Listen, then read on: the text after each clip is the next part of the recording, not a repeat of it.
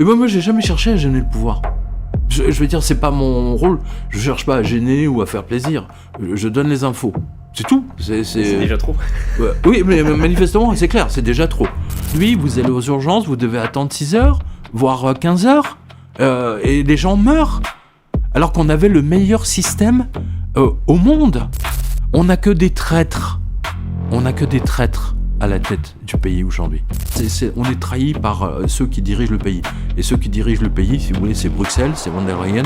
Et Macron n'est que son petit chien qui applique la règle. D'ailleurs, Macron rêve de prendre la place de von der Leyen une fois qu'il ne sera plus président de la République, je vous rappelle.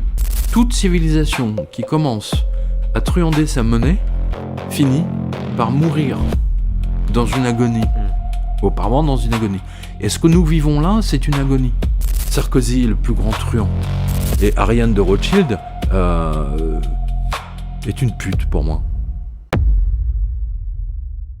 Bonjour à tous, bienvenue sur le podcast de Géopolitique Profonde, votre rendez-vous du dimanche soir. Pour ce nouveau format, je suis très heureux de vous retrouver avec un invité encore une fois exceptionnel et je vais pouvoir prendre le plaisir de le découvrir. On voulait faire cette émission depuis un bon moment. J'ai le plaisir d'accueillir Pierre Jovanovic. Bonjour Pierre. Bonjour Raphaël, merci à vous, c'est vraiment très gentil, mais c'est toujours agréable d'être en face d'un archange. Mais merci, comme je l'ai dit, on voulait se faire une émission depuis un an et on en parlait en off tout à l'heure, il y a un an, c'est pas uniquement le moment où on s'était vu en plateau pour parler de l'affaire Epstein, et on pourra en reparler plus tard, mais aussi c'est une sorte d'anniversaire de quelque chose qui t'est arrivé il y a un an. Oui. Que les personnes semblent avoir oublié, mais qui était absolument oui, j'ai pas oublié, croyez-moi. Scandaleux. On va se vouvoyer alors, s'il y a le vouvoiement, parce que sinon on va me dire que je tutoie. Qu'est-ce qui s'est passé il y a un an, pour rappel, pour les personnes qui auraient oublié, ou même des personnes qui, en termes de réaction, pensaient que c'était peut-être surjoué, ou qui ont eu du mal à comprendre une grande descente de police. J'ai fait beaucoup de jaloux. C'est un lecteur qui avait dit ça: si t'as pas une descente de police chez toi à 50 ans, c'est que t'as raté ta vie de journaliste.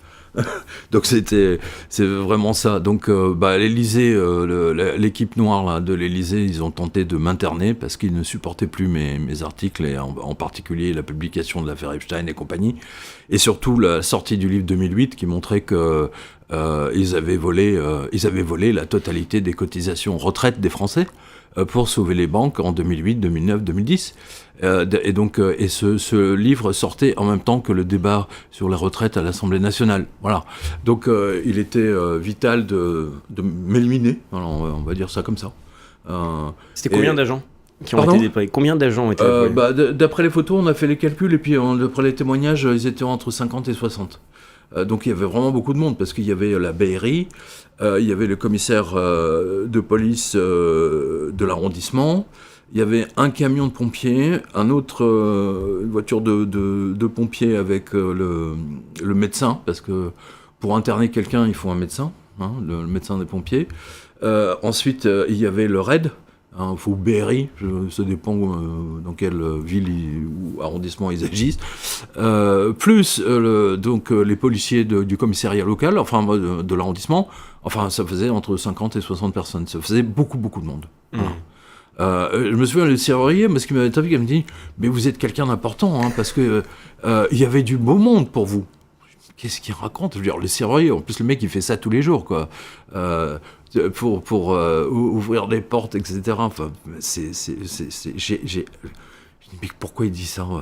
Pourquoi du beau monde pour vous? Oui, il y avait le commissaire qui était là, avec ses adjoints, etc. Il y avait un représentant du préfet, voilà, j'ai oublié, le représentant du préfet ou le préfet, je ne me souviens plus.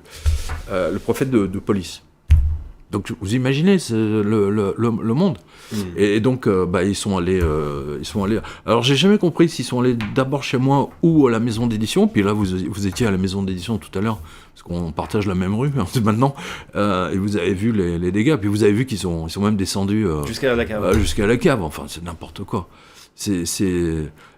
Mais au moins, parce que vous savez, c'est beaucoup plus dur de sortir quelqu'un quand il est interné dans un asile psy que de le sortir de prison, quoi. Et cet événement, pour les personnes qui pourraient penser que c'est oui, certains avaient dit que j'avais organisé le truc, mais moi-même. Ouais, c'est génial. C'est qu'on a un personnage. Moi, j'ai immédiatement pensé à un personnage historique très connu qui parlait du même sujet, qui a été interné de force, et c'est Ezra Pound.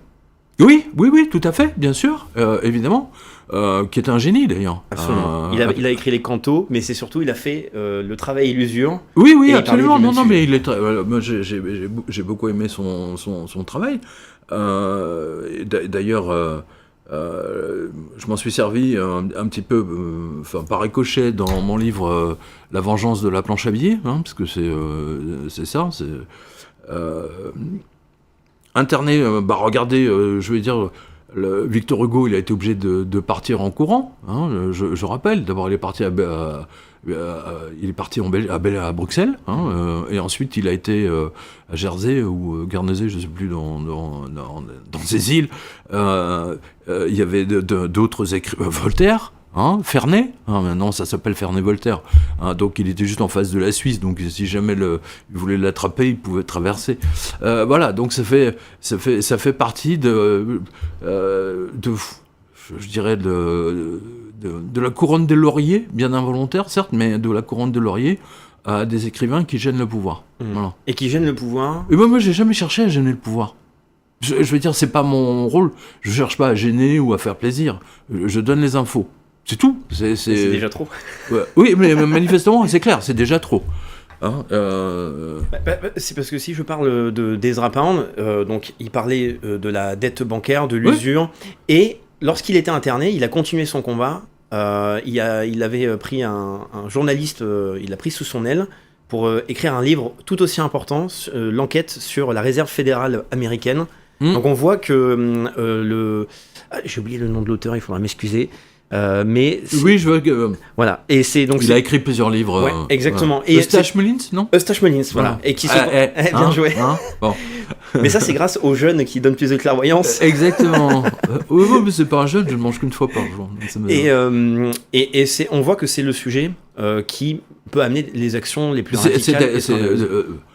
Je veux dire, dans ma revue de presse de cette semaine, là, j'invite nos spectateurs à y aller parce que la liste des licenciements, elle est phénoménale. C'est pour quotidien.com. Voilà, quotidien, et ça vous donne le futur. Hein, la liste des licenciements, ils peuvent, je l'ai toujours dit des centaines de fois, ils peuvent truander le chiffre du chômage, ils peuvent truander, alors ça ils le font tout le temps, le chiffre de l'inflation, mais ils ne peuvent pas truander les tribunaux de commerce et des entreprises qui font faillite et des salariés qui sont jetés à la rue. Donc je ferme la parenthèse. Et donc, les Américains, la Fed, puisque vous parlez de ça, hein, c'est 40 trilliards de dettes qui ne seront pas remboursées. La France, là, on a dépassé les 3,5 trilliards.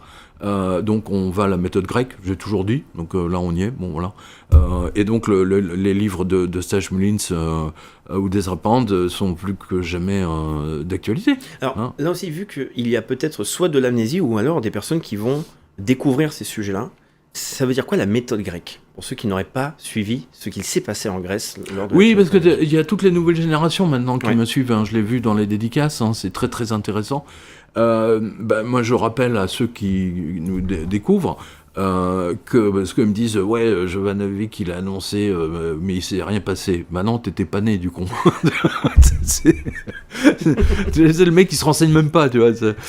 Moi j'avais annoncé donc en février et mars 2008, hein, mais, bon ça en plus j'avais la radio que Wall Street allait voler dans les airs, et ça s'est passé effectivement 7 ou 8 mois plus tard, le 29 septembre 2008. 29 septembre, fête des anges, hein, vous savez des archanges, hein, Raphaël, Gabriel, Michael bien sûr, Uriel dans les pays orthodoxes. Et le 29 septembre, donc fête des archanges, le Dow Jones, au tableau du Dow Jones, au moment où la cloche a sonné, bing, le Dow Jones a affiché moins 777,7. Voilà. Ce qui avait donné mon livre 777. Et c'était également la nouvelle année juive, ce qui est très très rare. Et donc ceux qui voulaient dire clairement que le casino, parce que c'est comme ça qu'on appelle Wall Street, hein, les traders appellent ça le casino is open, casino is closed, que le casino allait se mettre en marche dans l'autre sens. Et là on le voit, depuis quasiment 18 ans, là, 40 trilliards de dettes, je ne sais pas si vous imaginez, enfin c'est... Et j'ai toujours dit, depuis 2008, et surtout 2009, et là je vais venir à la crise grecque, que toute utilisation de fausses monnaies, et c'est ce que fait la Fed depuis 2008, parce que pour sauver les banques, ils ont imprimé tellement de trilliards mais ça n'a pas suffi, ils ont été obligés de ruiner le peuple, que toute utilisation de plancher billets allait déclencher des guerres. Évidemment, voilà. Donc, c'est ce qu'on voit aujourd'hui. Parce que il faut, je pense. Attends, je ferme la parenthèse. Et donc, la Grèce a été la première victime, donc en 2008, parce que Goldman Sachs, donc la banque américaine, avait truandé les comptes du pays à la demande de Bruxelles, je précise, à la demande de Bruxelles, pour que la Grèce soit incluse dans l'Union européenne et dans la zone euro. Vous me suivez ? Ils ont truandé les comptes. Goldman Sachs savait pertinemment que la Grèce allait faire faillite. C'est ce qui s'est passé. Et donc, la Grèce est tombée. Et c'est-à-dire que c'est les retraités qui ont vu un coup... Et c'est ce qui va se passer en France, là. Ça va être moins 10, moins 20, puis moins 30, moins 40, et ainsi de suite. Voilà. Et on a vu des retraités passer de 900 € de retraite à 300. C'est ce qui va se passer en France, c'est inévitable. D'ailleurs, aujourd'hui même, le jour de notre interview, le gouvernement français a dit nous ne pouvons pas baisser le coût de l'essence, il va falloir, et en plus, il va falloir faire des efforts sur la santé. Donc, ils vont encore supprimer des lits et ils vont supprimer encore des remboursements de médicaments. Ce sont des escrocs, des truands. Enfin, moi, je ne vais pas m'énerver parce qu'ils vont encore me faire une descente. Mais ce que je voulais dire, c'est là aussi, je pense que c'est important d'en parler un peu plus en détail, parce que le problème pour beaucoup, c'est que l'économie n'intéresse pas, ou ça peut paraître un peu trop confus. Et quand on parle de planche à billets, le fait d'imprimer et d'augmenter la masse monétaire, je pense que beaucoup de personnes ne prennent pas conscience de ce que ça représente, c'est-à-dire diffuser plus d'argent à partir de rien. La conséquence derrière. Peut-être faire des rappels de ce que c'est censé représenter. Ça peut paraître évident, mais je pense qu'il y en a pour beaucoup qui ne comprennent pas. Par exemple, ce qui s'est passé pendant la crise Covid, la masse, la planche à billets qui a tourné au maximum pour les États-Unis. Est-ce que ça annonce obligatoirement, donc après, pour les années futures, pas uniquement les guerres, mais juste la valorisation de la monnaie, la dévalorisation de la monnaie obligatoire? Oui. C'est ce que j'explique à tous nos lecteurs depuis 2008.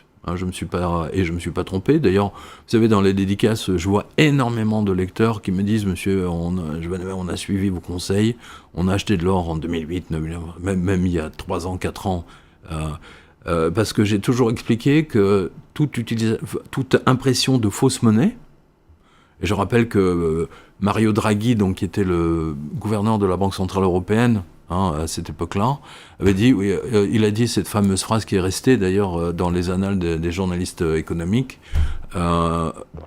whatever it takes. Grosso modo, on imprimera autant qu'il faut. Voilà. C'est une charge, si vous voulez, qui est mise sur le peuple. Le peuple est dépouillé de son pouvoir d'achat, tout simplement.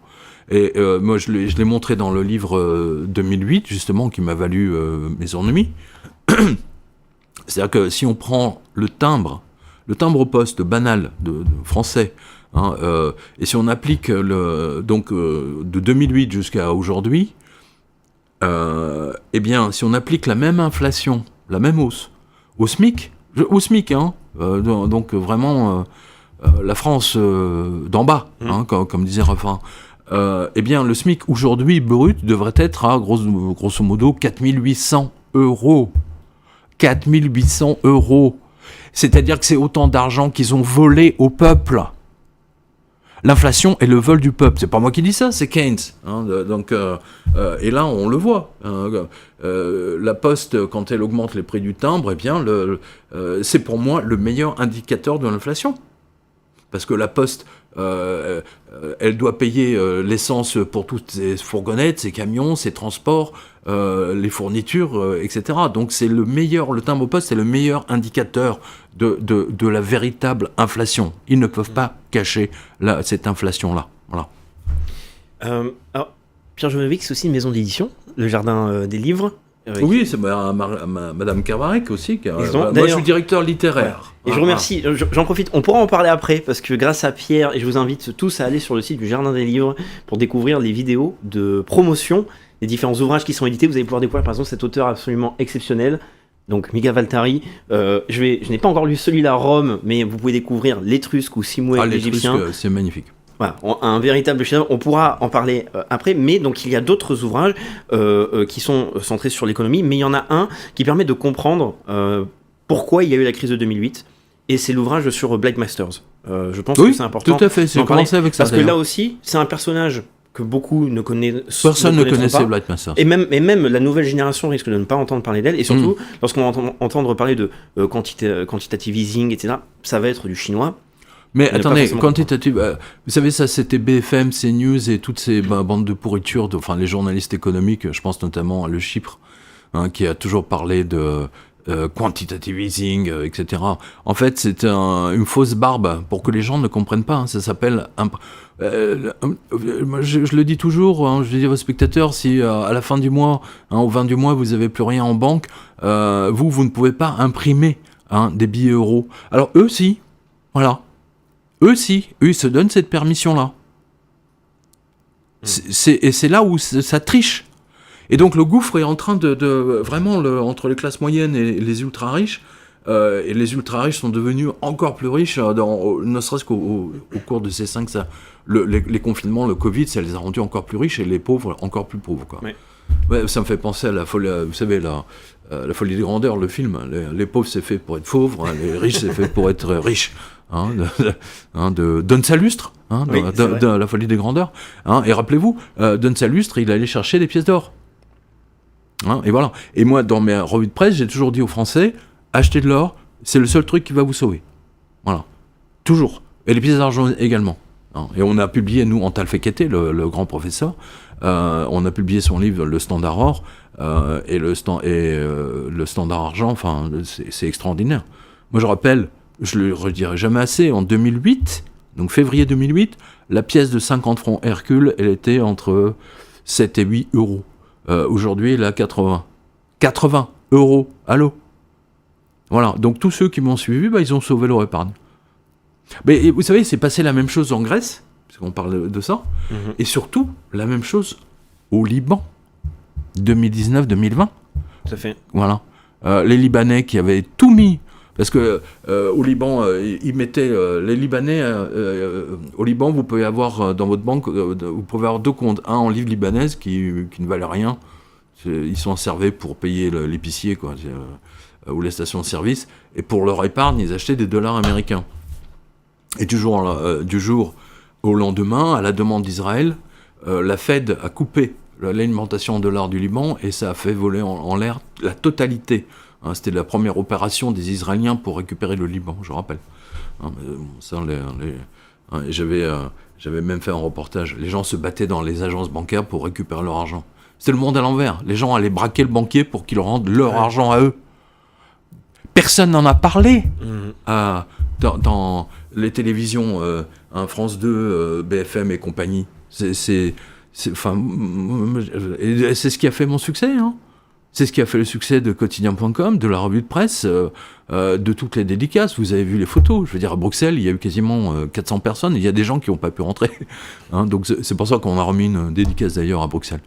Voilà, parce que les gens vraiment sont reconnaissants, si vous voulez, d'avoir suivi, surtout de leur avoir expliqué ce qu'était la fausse monnaie, et que la fausse monnaie entraîne de la destruction de leur pouvoir d'achat. Voilà. Et on découvre sur quotidien.com, donc c'est une revue de presse. Et il y a aussi la revue de presse vidéo, où on peut voir donc le pape. C'est de temps en temps, ça. De temps en temps, ouais. Mais on peut découvrir, et d'ailleurs ceux qui ont regardé le podcast de la semaine dernière ont vu que c'était donc Dieudonné. On peut observer aussi Dieudonné qui participe à cette revue de presse. Mais en tout cas, sur quotidien.com, on peut avoir accès à des informations. À chaque fois, j'utilise ce terme, c'est lunaire, qu'on ne verrait pas ailleurs. Là, on parle donc de fausse monnaie. Et il y a un imprimeur, un Apple, qui produisait lui-même sa fausse monnaie, mais à la perfection. Et donc, il y a aujourd'hui plusieurs millions. Même les spécialistes de la Banque Centrale Européenne ont reconnu que c'était les meilleurs billets, c'est du jamais vu pour eux. C'est du jamais vu. Et ils ont mis du temps à se rendre compte. Et si on va sur quotidien.com, on aura le modèle de l'imprimante. Exactement, vous aurez les photos. Donc on a aussi la question donc, des licenciements, certes, mais toujours pour rester sur les métaux précieux. Ça, je pense que c'est important. On observe depuis maintenant plusieurs années que les pays augmentent l'achat d'or. Oui, toutes les banques centrales, mais attends, elles le font depuis 2008. Oui. C'est-à-dire que tout à l'heure, vous parliez de Blake Masters. D'accord. Eh ben, moi, dans mon livre, j'ai expliqué il y a 10 ans, 15 ans, mais vous savez que c'est un livre qui sort tout le temps. Hein, j'avais expliqué que c'est son invention, entre guillemets, à elle, qui a, déclenché, même si c'est pas elle qui l'a fait directement, on est d'accord, qui a déclenché l'explosion de Wall Street du 29 septembre 2008. Et pour ça, je vais utiliser une image très, très simple, parce que c'est l'exemple que je donne tout le temps. Est-ce que vous, par exemple, Raphaël, vous vous souvenez du premier banquier que vous avez rencontré ? Alors oui. Oui, dites-moi. C'était une femme qui m'a simplement demandé des papiers pour ouvrir mon compte bancaire, mais voilà. C'était pas du tout un conseiller où j'ai pas eu d'accompagnement. Voilà, mais en fait, la plupart des gens... Après, je n'ai pas rencontré. Par exemple, je sais que j'ai eu 5 changements de banquier que je n'ai jamais rencontrés. Je vous expliquerai pourquoi. En fait, le premier banquier que vous avez rencontré, enfin, je pense qu'il y a 8 chances sur 10, mais pour la majorité des gens, en tout cas ma génération, c'est Picsou. Ah bah oui, il y avait le livre de Picsou. C'est Picsou. Le premier banquier que vous avez rencontré, c'est Picsou. Et Picsou, qu'est-ce qu'il fait ? Il nage dans une piscine remplie de pièces d'or. Vous vous souvenez de ça ? Oui. Ben, c'est la réserve fractionnelle. C'est-à-dire que c'était la banque. C'est-à-dire quand la banque, par exemple, prêtait 200 pièces d'or ou 2000 pièces d'or à un roi ou à un baron, voilà, eh bien, le banquier devait mettre de côté la même somme en réserve. Donc là, d'où la piscine remplie de pièces d'or. L'invention de Blind Masters qui disait on va garantir vos impayés. C'est-à-dire que si quelqu'un vous rembourse pas, ben c'est pas grave. On va vendre une assurance, mais on va la vendre à des milliers de personnes. Grosso modo, c'est l'idée. Et tout le monde va payer un petit peu. Hein, voilà. Vous me suivez ? Voilà. Et les banquiers, ça les a rendus fous parce qu'ils se sont dit, du coup, génial. Toutes les pièces d'or qu'on a là dans notre réserve, dans notre piscine, on va pouvoir les prêter également.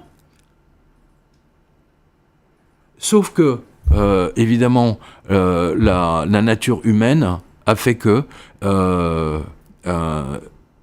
c'est dans le livre 2008, une compagnie d'assurance de londonienne, AIG, énorme compagnie d'assurance, ils ont donné tellement d'assurance que le jour où Wall Street a explosé le 29 septembre, eh bien, ils étaient ruinés. Ils ne pouvaient plus payer personne. Et c'est Christine Lagarde qui est intervenue pour qu'on sauve AIG. Et donc, c'est des milliards, des trilliards qui ont été donnés à AIG sur le dos du peuple, des impôts du peuple de tous les pays, pour que Société Générale, BNP et toutes les banques italiennes, espagnoles, etc. ne fassent pas faillite. Tout est dans le livre de 2008. Vous me suivez maintenant de l'importance de la piscine de Picsou ? Absolument. Voilà. Le jour, ils ont prêté tout l'argent et puis d'un seul coup, plus personne ne remboursait. Et donc, la banque était morte. Voilà. C'est pour ça que je vous dis, Picsou, c'est le meilleur exemple. Et son dessinateur, son créateur, c'est c'est pas Karl Marx, mais c'est Karl Barks. D'accord. Et c'est un génie. Voilà. Parce qu'il a parfaitement résumé avec Picsou la nature même du métier de banquier. Voilà.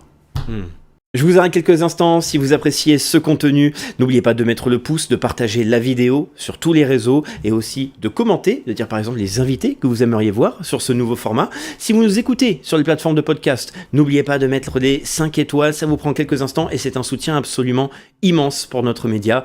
Merci à vous de le faire. Je vous laisse, bon visionnage. Et on en revient aux fondamentaux, que ce soit pour les nations, enfin les banques centrales, et pour le peuple, il faut se réfugier, il est nécessaire de se concentrer sur l'or pour pouvoir protéger son épargne. Ça a fait ses preuves. On a la démonstration, je veux dire. Et on a aussi la démonstration des problèmes que ça amène quand on en parle. Je veux dire, 8 euros ou 7 euros, 8 euros en 2008, 80, 85, et encore, ça c'est le prix papier, le prix bidonné par les Américains. Sinon, une pièce d'or, une pièce d'argent, je parle même pas d'or. Une pièce d'argent, maintenant c'est 90, 100. Les gens se payent avec des pièces en argent. Et oui. Mais là maintenant, avec la dette vous savez ce que m'ont raconté les notaires maintenant, pour la plupart des achats immobiliers, beaucoup de choses passent sous la table. Alors bon, la plupart, voilà, et ils se payent en pièces d'or ou en lingots d'or sous la table. Ni vu ni connu. Voilà. C'est Plus l'État taxe les gens et plus les gens vont tricher. Et c'est normal. Absolument. Et il y a aussi, donc là, pas des contre-arguments, mais on a des personnes qui n'y croient pas. On va dire à l'importance de la crise. Malgré la dette, le système financier semble tenir, c'est-à-dire qu'il n'y a pas un effondrement de la civilisation, surtout pour ceux qui sont vraiment pro-occidentaux. Ils disent que on continue à avoir une forme de croissance de c'est les européistes. Absolument. C'est les européistes. Mais que c'est répondre comme par exemple le journaliste Quatremer, qui est un enfoiré de première, parce que moi je le suis, parce qu'on est de la même génération, donc il était à Libération, mais même au sein de Libération aujourd'hui, ils l'ont remis en cause. Parce qu'il raconte tellement de conneries que c'est plus possible. Ce type a vendu l'Europe, à juste titre d'ailleurs. Moi, même dans les années 80, je me dis, j'étais pour l'Europe, parce que je me suis dit, pourquoi passer une frontière en Italie, etc. Sauf que la première Europe qu'ils avaient construite, elle était bien. Et puis ensuite, à cause des Américains, parce qu'en fait, tout ça, c'est une fausse barbe des Américains, ils ont intégré tous les pays au bord de la Russie, Lituanie, machin, Estonie, etc., pour poser leur base. Et ça a flingué l'économie européenne, la France notamment. Rappelez-vous, moi je me souviens dans les années 2006-2007, vous aviez des milliers de Roumains qui avaient débarqué à Paris, à Lyon, etc., et qui faisaient tous les parcs-mètres. Vous vous souvenez de ça ? C'était un scandale. Et c'est pour ça qu'aujourd'hui, vous n'avez plus de parcs-mètres nulle part. Parce que pour éviter tout ça. Et c'est là où les cambriolages ont commencé dans tous les pays européens. C'est pas nouveau. Mais avant, il y avait ces frontières. Maintenant, il n'y a plus. Donc, du coup, tout est parti en vrille. Et ça n'a pas suffi. Ils ont ensuite fait venir des migrants. Vous voyez, donc, troisième lame. Si on devait parler du système économique occidental, oui. comme vraiment, on va l'appeler le système. Il semble que le système arrive à tenir. On voit que la dette continue d'augmenter de manière stratosphérique aux États-Unis et même en France. La question récurrente qui vient, c'est mais jusqu'où ça va aller ? Est-ce que ça peut continuer à monter, oui. Ou est-ce qu'à très court terme, il y aura au bout d'un moment un mur, une cassure, un effondrement ? Est-ce que le système a une solution pour régler la problématique de la dette ? Non, il n'y a strictement aucune solution là pour l'instant, du moins pas avec tous les gens qui sont au pouvoir aujourd'hui. Mais je vais vous répondre par quelque chose de très simple. Regardez les urgences. Aujourd'hui, maintenant, c'est de plus en... Attendez, mais c'est du jamais vu. C'est de plus en plus fréquent de voir des gens qui meurent aux urgences. Dans les couloirs. Dans les couloirs. Vous réalisez ? Mais ça, c'est les trois salopards que j'appelle les Sarkozy, Hollande, Macron, qui parlaient de la dette. Mais pourquoi ils ont supprimé des dizaines et des dizaines de milliers de lits d'hôpitaux ? Ça, c'est juste la pointe de l'iceberg. Il y a plein d'autres choses autour. Et résultat des courses, aujourd'hui, vous allez aux urgences, vous devez attendre 6 heures, voire 15 heures, et les gens meurent. Alors qu'on avait le meilleur système au monde. Je me souviens dans les années, quand j'étais ado, je veux dire, j'avais un dispensaire qui était à 10 minutes de marche, et un hôpital à 10 minutes en voiture. Mais c'est fini, ils ont supprimé. Je me souviens, c'était Jacques Godefroy, qui était député maire de Millau, dont, je crois que c'est dans l'Aveyron, si je ne me trompe pas, qui m'avait expliqué qu'ils allaient tout casser. Parce qu'à la demande des États-Unis, d'ailleurs. Rappelez-vous, Rachida Dati. Rappelez-vous comment elle a fait le sale boulot, Rachida Dati. Elle a fermé tous les tribunaux. Godefroy m'avait expliqué qu'il avait perdu son poste de maire parce que les gens à Millau étaient obligés de faire des kilomètres supplémentaires pour aller je ne sais plus dans quelle ville alors qu'ils avaient un tribunal à Millau. Mais ça s'est passé dans toutes les villes. Rachida a fait le sale boulot, elle a fermé je ne sais pas combien, quand elle était devenue ministre de la Justice, elle a fermé je ne sais pas combien de tribunaux, qu'ils soient administratifs, etc. Donc, comme le disait... Ça a commencé avec Sarkozy. On n'a que des traîtres. On n'a que des traîtres à la tête du pays aujourd'hui.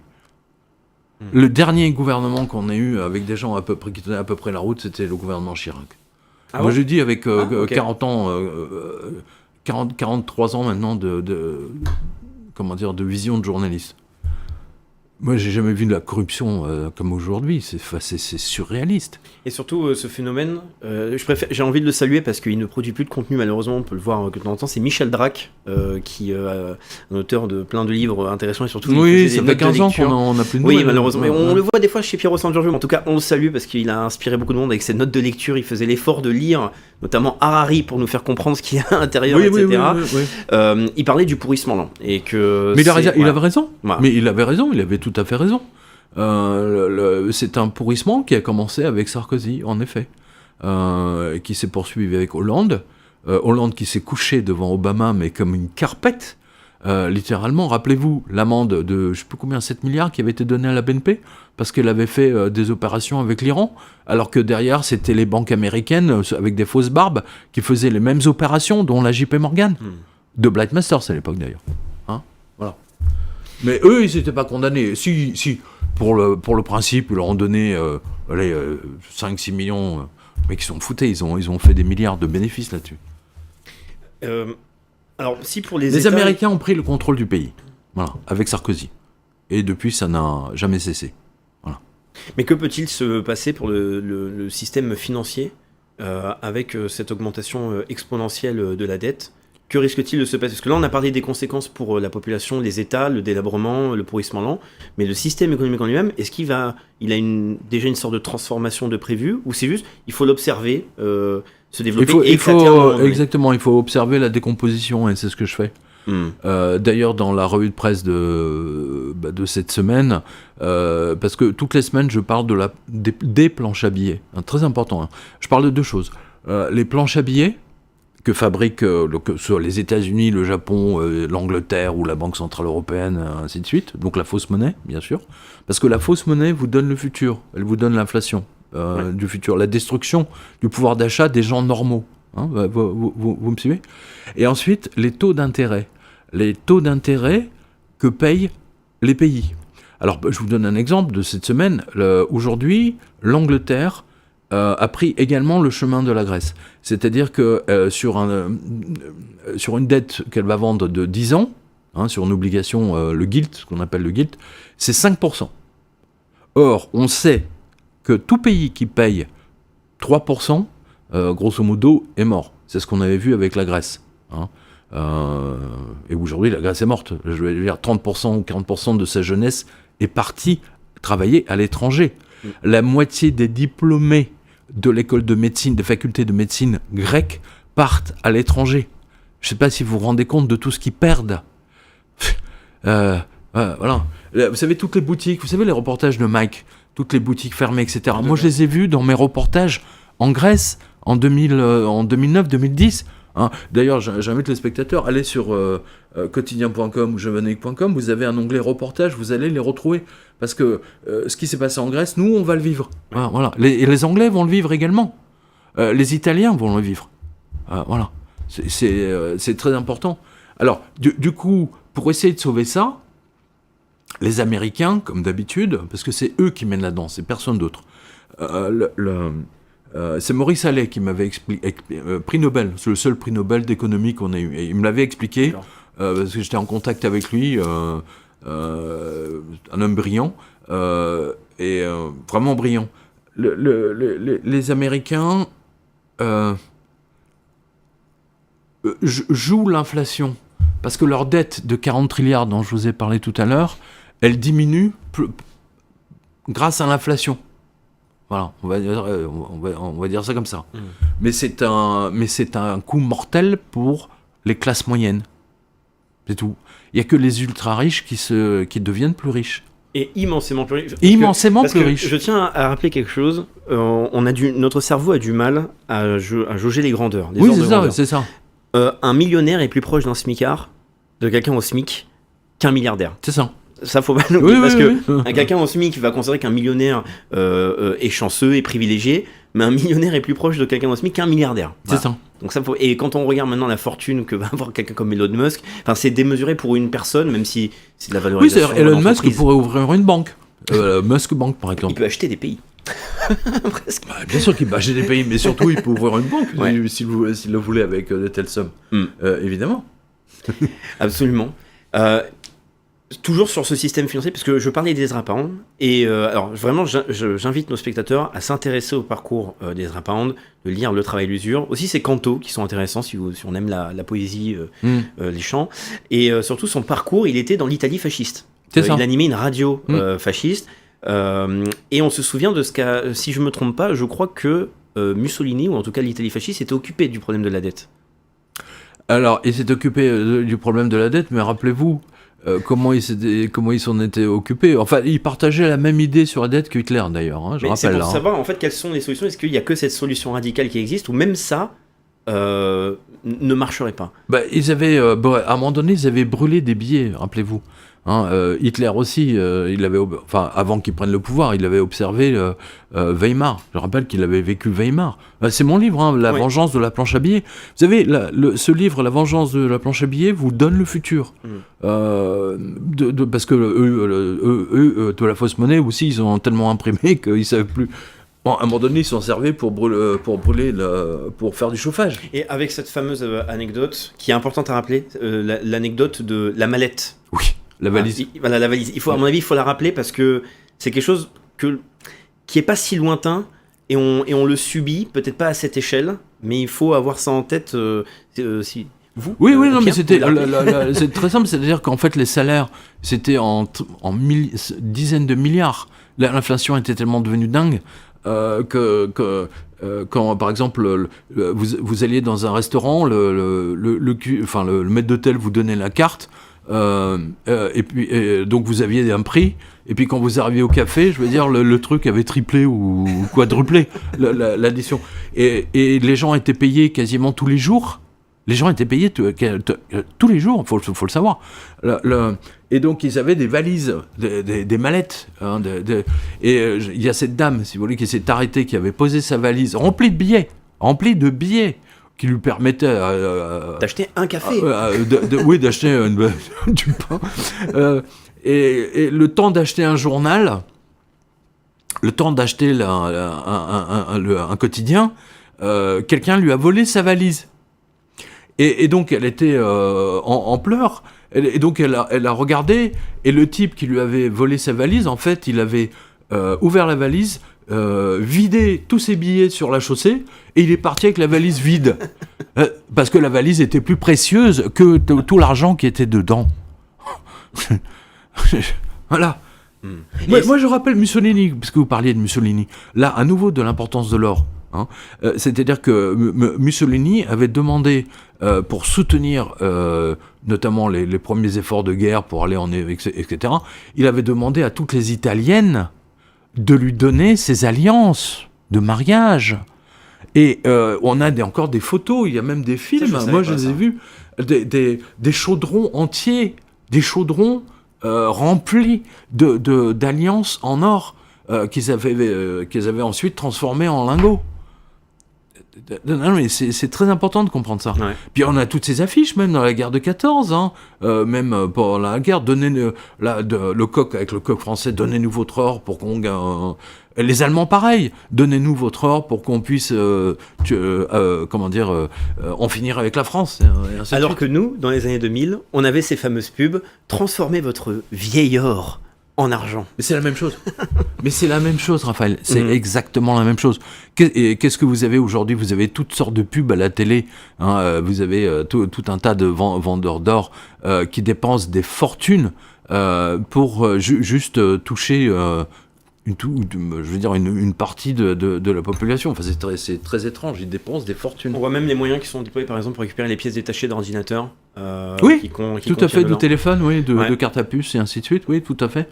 Bon, c'est un sacré boulot. Hein. Non, ça consomme énormément, ça brûle, mais il y a des industries qui se développent sur ça parce qu'ils considèrent que c'est absolument prioritaire, parce que c'est de l'or. Mais, bien sûr, mais je vous rappelle que la Russie, hein, c'est dans ma revue de presse d'il y a 15 jours, 3 semaines, je crois, la Russie a interdit l'exportation de ces lingots. Il n'y a plus que des petits lingotins de 100 grammes, etc. C'est tout ce qu'ils permettent Et je crois que un autre pays a fait ça, je crois que c'est la Biélorussie, mais j'en suis pas certain. En tout cas, pour refermer la parenthèse que vous avez ouverte tout à l'heure, les banques centrales, effectivement, n'ont cessé d'acheter des lingots d'or depuis 2008. Parce qu'elles se sont rendues compte que Blight Masters, que la loi, le produit génial, le crédit défaut swap qu'elle avait inventé avec son équipe, en fait, n'était plus valable, que c'était une grosse arnaque, une grosse escroquerie. Voilà. C'est aussi simple que ça. Je vais étendre un peu la parenthèse. Oui, allez-y. C'est parce que si on regarde dans l'histoire, on a même eu des personnages comme le grand Marc Aurèle, qui s'était occupé de supprimer la dette publique. Oui. Pour tous les citoyens romains, il avait même vendu tous les biens du palais impérial pour pouvoir remettre de l'argent dans les caisses. Là, est-ce que mais quand on aujourd'hui dit de l'argent, c'est du vrai argent. Du vrai argent, Ouais. bien sûr. Attention. Ouais. Mais c'est vrai et c'est très important de le dire. Mais est-ce que là, aujourd'hui, on aurait encore la possibilité à l'échelle d'une nation de pouvoir décider, par miracle politique, de supprimer la dette? Ou alors est-ce que maintenant, c'est cloisonné de par les institutions supranationales comme l'Union européenne? Est-ce qu'il y aurait la possibilité de faire comme un Mussolini, comme a voulu tenter aussi Hitler, ou même un Marc Aurèle Mais Hitler a sauvé l'Allemagne. Voilà. Mais est-ce qu'on pourrait le faire aujourd'hui? Mais bien sûr, de la même façon. Là, je rappelle, toujours, c'est dans le livre La vengeance de la planche à billets, c'est-à-dire que le moustachu a réussi, avec Charte, qui était son ministre des Finances. Mémoire d'un magicien, il a écrit. Exactement, Mémoire d'un magicien monétaire. Parce que c'est... Ouais. Voilà. C'est lui qui a stoppé, littéralement, l'hyperinflation allemande. Et qui a remis le pays, et c'est la même méthode qu'il faut appliquer. C'est-à-dire revenir, en fait, parce que ce qu'ils ont fait, ils sont revenus au standard or, et surtout à l'autarcie.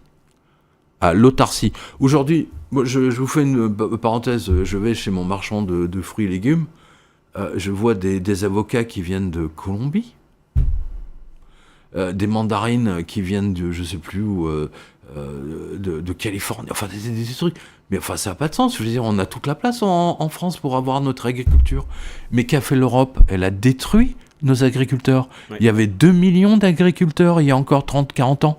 Aujourd'hui, ils sont combien? Il reste combien? Peut-être 500 000, 600 000, je sais même pas. Je dis, c'est sans doute même moins. Et ils sont en train de tuer nos agriculteurs.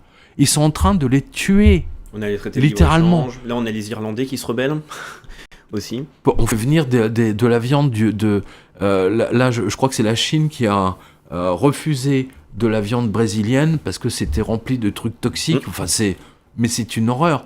Vous voyez qu'on est trahi. Je veux dire, tout ça, on est trahi par ceux qui dirigent le pays.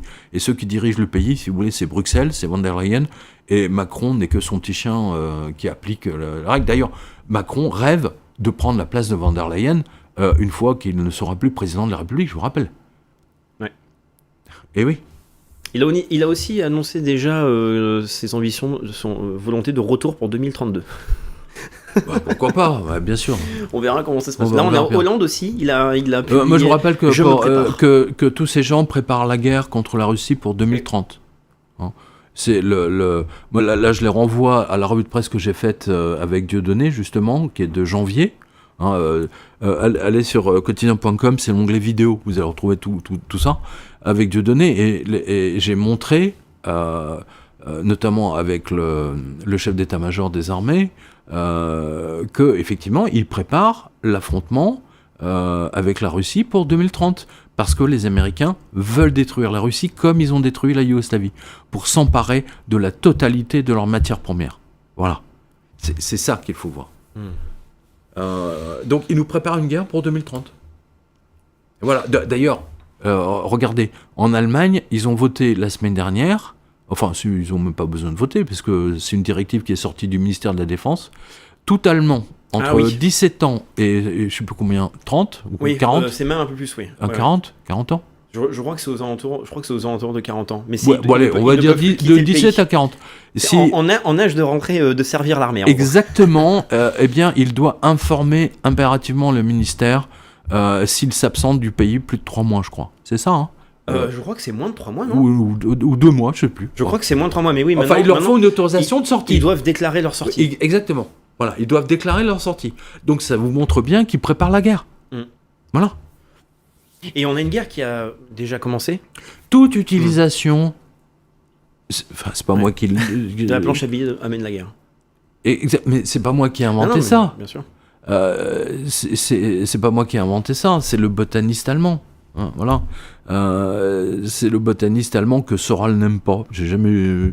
Enfin, qu'il n'appréciait pas. Hein, mais bon, il a montré que la chute de l'Occident, le déclin de l'Occident, pardon, parce qu'il a étudié toutes les civilisations de la planète, historiquement, et il a montré que toute civilisation qui commence à truander sa monnaie finit par mourir dans une agonie.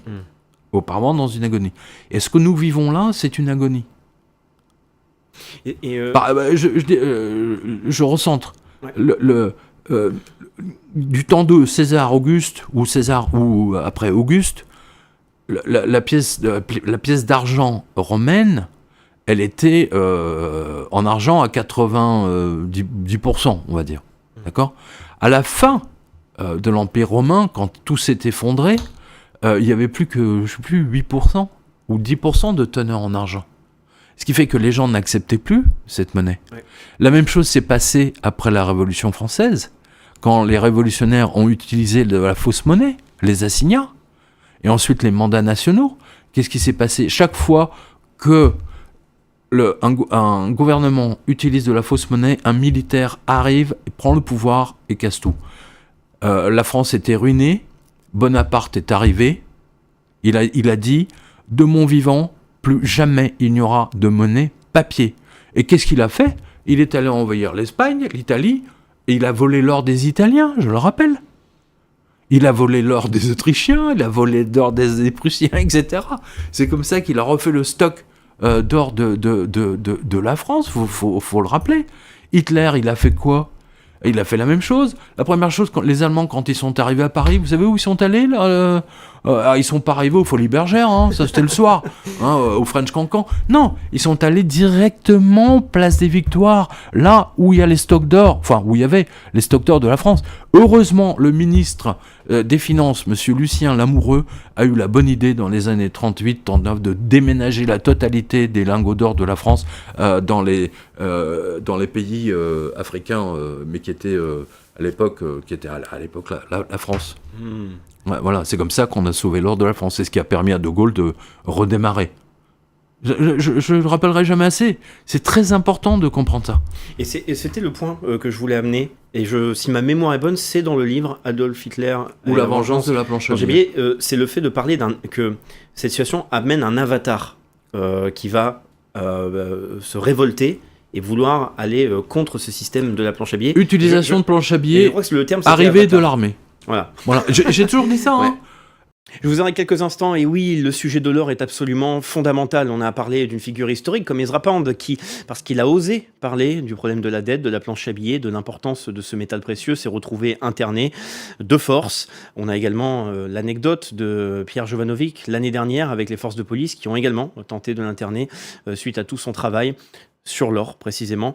Mais saviez-vous que le tout premier ouvrage qui a été réalisé au sein de la maison d'édition de Géopolitique Profonde a été écrit par Frank Pingham et s'appelle La géopolitique de l'or, un ouvrage qui retrace l'histoire de ce métal précieux et également un guide pratique pour comprendre l'importance de l'or pour chaque individu, pour protéger la valeur de son patrimoine. Et également, comme je l'ai dit, c'est un mouvement historique de compréhension et ça vous permettra de savoir quelle va être la transformation du monde à venir face à la crise économique, que ce soit de l'Occident, mais également l'organisation des BRICS. Bref, n'oubliez pas, vous pouvez commander tous ces ouvrages avec le lien juste en dessous qui vous mènera à la boutique de Géopolitique Profonde et voir ainsi tous les livres et profiter de ce premier ouvrage qui a été édité au sein des maisons d'édition, La géopolitique de l'or. N'hésitez pas, cliquez et surtout, bonne lecture. Regardez ce qui se passe aujourd'hui pour illustrer vos propos. Là, en ce moment même, au Pentagone, il y a une semaine, 15 jours, Trump a pété un plomb, il a viré 12 de ses généraux. Parce qu'il ne voulait pas faire ces opérations qu'il considérait complètement dingues. Hier encore, un amiral a été expulsé du Pentagone par la police militaire parce qu'il ne voulait pas obéir aux ordres de Trump. Mais à un moment donné, l'armée va finir... Enfin, pas aux États-Unis, mais en France. Moi, je le dis depuis des années, toute crise amène... fausse monnaie, d'utilisation de fausse monnaie, planche à billets, et ainsi de suite, amène l'armée au pouvoir. Parce que c'est le bordel, c'est pas un coup d'État, c'est qu'on se comprenne bien. Oui. C'est que tout va dégénérer. Et tout dégénère en ce moment. Les reportages de Mike, et on en a fait un ensemble, sur l'avenue Wagram ou McMahon, est absolument incroyable. C'est absolument incroyable. Ça, je dois le dire, même en tant qu'expatrié, à chaque fois que je reviens en France, j'ai un différentiel, parce que je ne vis pas en France, donc je n'assiste pas comme une grenouille dans l'eau. Mais c'est très bien, et je vois les commerçants... Par exemple, là, je viens à Paris pour faire ces émissions, oui. Et je suis choqué de voir que des rues entières de commerce peuvent être fermées. Exactement. En plus délabrées, hein. Délabré, oui. Délabré, avec des tags absolument partout, ouais, on dirait que c'est en train des affiches de collés et on arrachés. est au cœur de la capitale. C'est ça. Rue de Rivoli, le meilleur exemple, c'est la rue de Rivoli, qui était avant la rue de Rivoli, une des rues les plus luxueuses, parce que les touristes l'empruntaient de la place de la Concorde, donc ils marchaient de la place de la Concorde, et c'est un très beau trajet, un pied, jusqu'au Louvre, jusqu'à l'entrée du musée du Louvre. Eh bien, il y avait que des boutiques de luxe, des tailleurs de luxe, des bijoutiers, de la lingerie fine, les plus belles marques. Attends, c'est pas des marques multinationales, c'est des marques de niche, oui. Voilà, qui étaient là. Maintenant, ces boutiques sont à l'abandon et vous avez des dizaines et des dizaines de mecs qui dorment sur des cartons rue de Rivoli, à côté de l'hôtel Meurice. Qui est mon pied-à-terre, de temps en temps, le bar du Meurice. Ça aussi, c'est un autre aspect, et je pose la question, ils peuvent le mettre en commentaire, oui. Les spectateurs pour leur propre ville. Moi, je suis bordelais, oui. de naissance, j'ai observé... Sainte-Catherine, là, j'ai 31 ans, voilà. Hein je vais faire 31 ans dans quelques jours, et je me souviens, entre l'âge quand j'avais environ 8 ans jusqu'à mes 25 ans, j'ai pu voir l'explosion de SDF. Oui. Et aussi de modification de la ville pour avoir des bancs anti-SDF. Exactement, etc. oui, tout à fait. Et pas que des bancs, c'est-à-dire même à côté des banques, d'avoir des espèces de triangles pour les empêcher de se mettre au sol. Donc on a le plus en plus. Et la rue Sainte-Catherine, et pour ceux qui connaissent en plus le cours c'est Victor la Hugo, Champs-Élysées de Bordeaux. Voilà. Et en même temps, avec le cours Victor Hugo, alors là, vous êtes parti pour un voyage. Mais c'est effrayant. Pour ceux qui vont découvrir par exemple la ville de Bordeaux, je sais pas si les spectateurs pourront dire leur propre ville et même le nom d'une rue qu'on pourrait observer, c'est prendre une claque directe au fur et à mesure des années. Peut-être que les gens ne le voient pas avec ce pourrissement-là, on s'adapte progressivement, on voit les choses changer lentement, mais quand on fait la comparaison sur 10 ans, c'est absolument effrayant. Ça c'est vrai. Même sur 20 ans. Encore plus. Alors, et puis il y a le soir, il n'y a pas grand monde dans les cafés, etc. Alors que vous allez à Istanbul, alors ça, je l'ai constaté, j'en ai souvent parlé, j'ai fait 3-4, même 5, je crois, reportages à Istanbul, enfin en Turquie. Les restaurants, les cafés sont bondés, tout le monde fume, tout le monde boit, ils font la fête tout le temps, c'est blindé, enfin, c'est la France des années 70, quoi. C'est incroyable, au 21e siècle. Absolument. Et vous me disiez tout à l'heure en antenne, vous me disiez que c'est la même chose à Sofia. On a la même chose. Vous êtes à Sofia, c'est ça? Et un autre point en plus, c'est que comme il n'y a pas aussi d'écologisme, on voit les personnes bondées très tard le soir qui peuvent fumer. Oui, parlons d'écologie, mais bien sûr. Avec modération. Là, les mecs, ils sont en train de nous dire, oui. Mais vous avez les lampes. Vous avez des ZFE, vous n'avez pas le droit de rentrer avec votre voiture pendant ce temps-là. En Palestine, ils sont tous les jours, ils leur balancent ça fait depuis 2 ans et demi qu'ils leur balancent des bombes qui explosent, qui polluent, plus qu'un volcan entier. Je parle même pas de l'Ukraine, mais ils se foutent de nous, littéralement. Absolument. Pendant foiré. Truand. Bien sûr. Et ça fait un choc d'aller dans des pays libres comme ça où. Mais moi je comprends. Je vous dis, moi j'ai toujours la même sensation quand je reviens d'Espagne ou quand je reviens de Turquie. J'avais fait d'Italie même les Italiens. Quoique maintenant en Italie il commence à avoir beaucoup de migrants. Bien sûr. Ça commence à poser des problèmes gravissimes. Ouais. Et même, je crois que c'était François Asselineau qui en avait parlé en premier, parmi les premiers, quand on avait eu les résultats sur l'immigration qui était tombée, c'est qu'on félicitait Mélanie comme quoi l'immigration illégale avait diminué, mais parce que l'immigration légale avait complètement explosé. C'est-à-dire que il y a eu en fait elle s'est couchée, Mélanie, d'ailleurs. la naturalisation, mais Elle s'est couchée. les îles italiennes et Asselineau même avait raison, il avait dit qu'il allait se coucher de toute façon. De la même façon que moi je l'ai vu dans mes reportages en Grèce, au moment du vote de... comment il s'appelait sur la... oui ou non, faut-il rester dans l'Union Européenne? Et l'extrême gauche, comment il s'appelait déjà Syriza, j'allais dire Sintagma. Oui. Syriza, donc Syriza a gagné en disant on va quitter l'Europe, et il s'est couché une semaine après. Une semaine après, il s'est couché. Eh ben non, on quitte pas l'Europe. Ce sont tous... C'est comme Sarkozy. La France a voté, je le rappellerai jamais assez, grosso modo 54%. Nous, on ne veut pas être dans l'Europe, et Sarkozy nous a littéralement bip. Voilà. Absolument. Sarkozy est le plus grand truand. Et il y a aussi la vente, parce qu'on parlait de l'or tout à l'heure, Sarkozy et l'or, c'est aussi une grande histoire d'amour. Oui, il a vendu 400, ou je sais plus, 600 tonnes de l'or de la France, cette espèce d'enfoiré. Personne, mais à la demande des Américains. À prix d'amis. C'était le cours le plus bas historiquement. Le cours le plus bas. Mais ça, on pourrait parler de haute trahison quand même. Haute trahison, mais il n'est pas le seul. Il y a les Anglais, alors que la Banque d'Angleterre s'y est opposée. Les Belges, qui ont vendu. Et je crois que, en fait, parce que les Américains n'ont plus tellement d'or à Fort Knox, en fait. Ils disent qu'ils ont je ne sais plus combien de milliers de tonnes d'or, mais en fait, c'est faux. C'était même un trait d'humour réalisé par Trump et Musk, de dire qu'ils vont aller à Fort Knox pour vérifier s'il y avait vraiment de l'or pendant la campagne. Ça dure depuis 2008. Hein. Ouais. Mais ils avaient osé. Il y avait un sénateur en 2009-2010, Ron Paul, qui a même écrit des livres en disant il faut abolir la Fed. Et il disait je veux que la Fed nous ouvre les portes de Fort Knox pour qu'on puisse compter les lingots. Et à l'époque, Ben Bernanke a refusé. Et il refuse toujours. Oui. Donc ça veut dire que l'or n'y est pas. Parce que s'il y était, ils ouvriraient les portes, ils n'en auraient rien à cirer. Évidemment.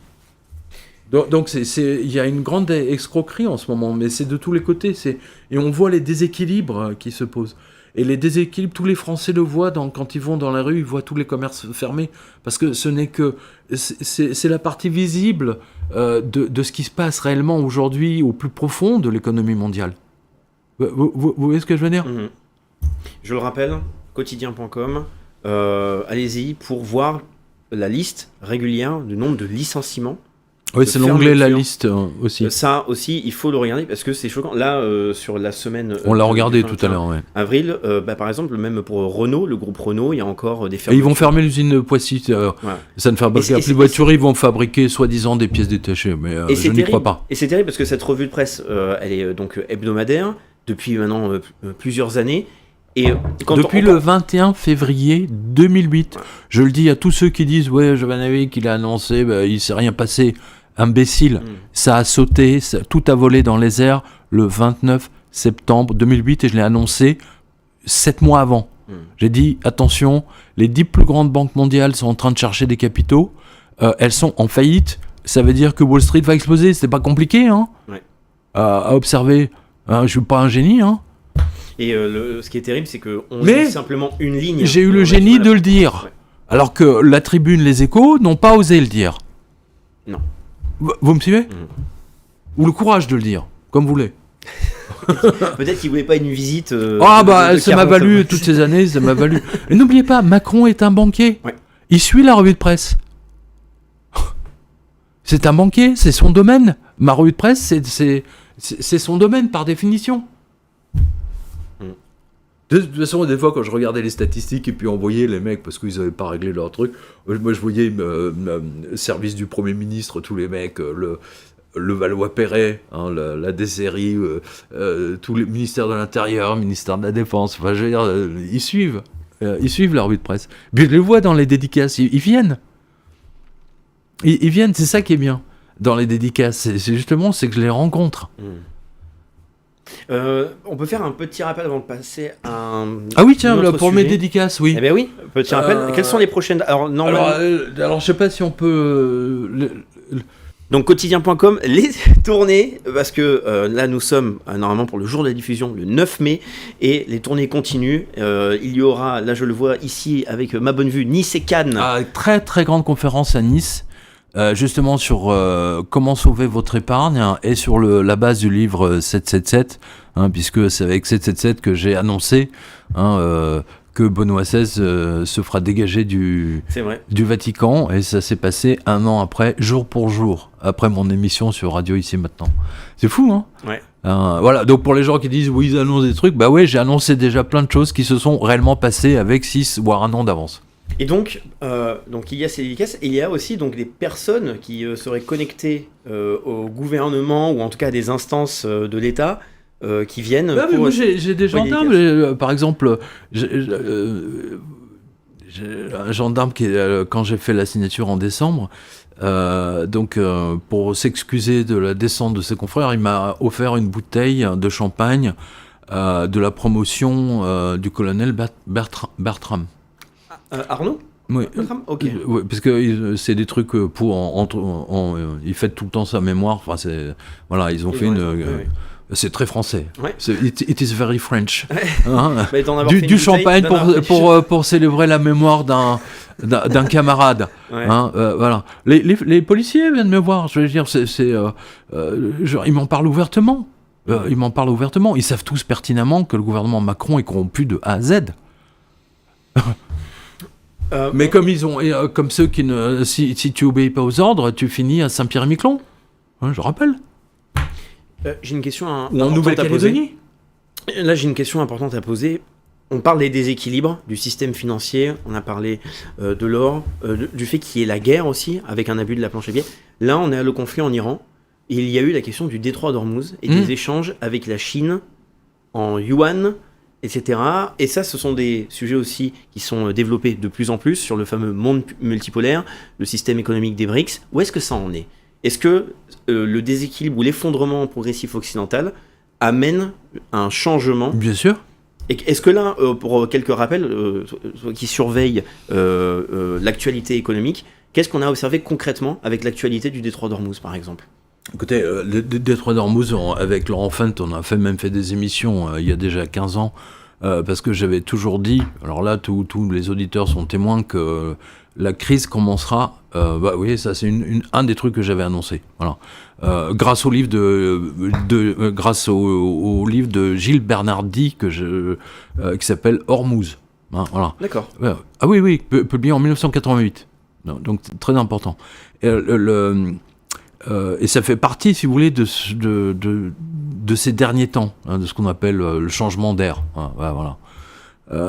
Vous devez comprendre que quand Nixon... tout ça, en fait, on revient toujours à l'or. Hein. Rappelez-vous, les accords de Bretton Woods, hein, grosso modo, quand la France avait trop de dollars, hein, tous les excès de dollars, eh bien, vous aviez une frégate qui partait à New York, qui redonnait tous les billets, et les Américains donnaient des lingots d'or en échange.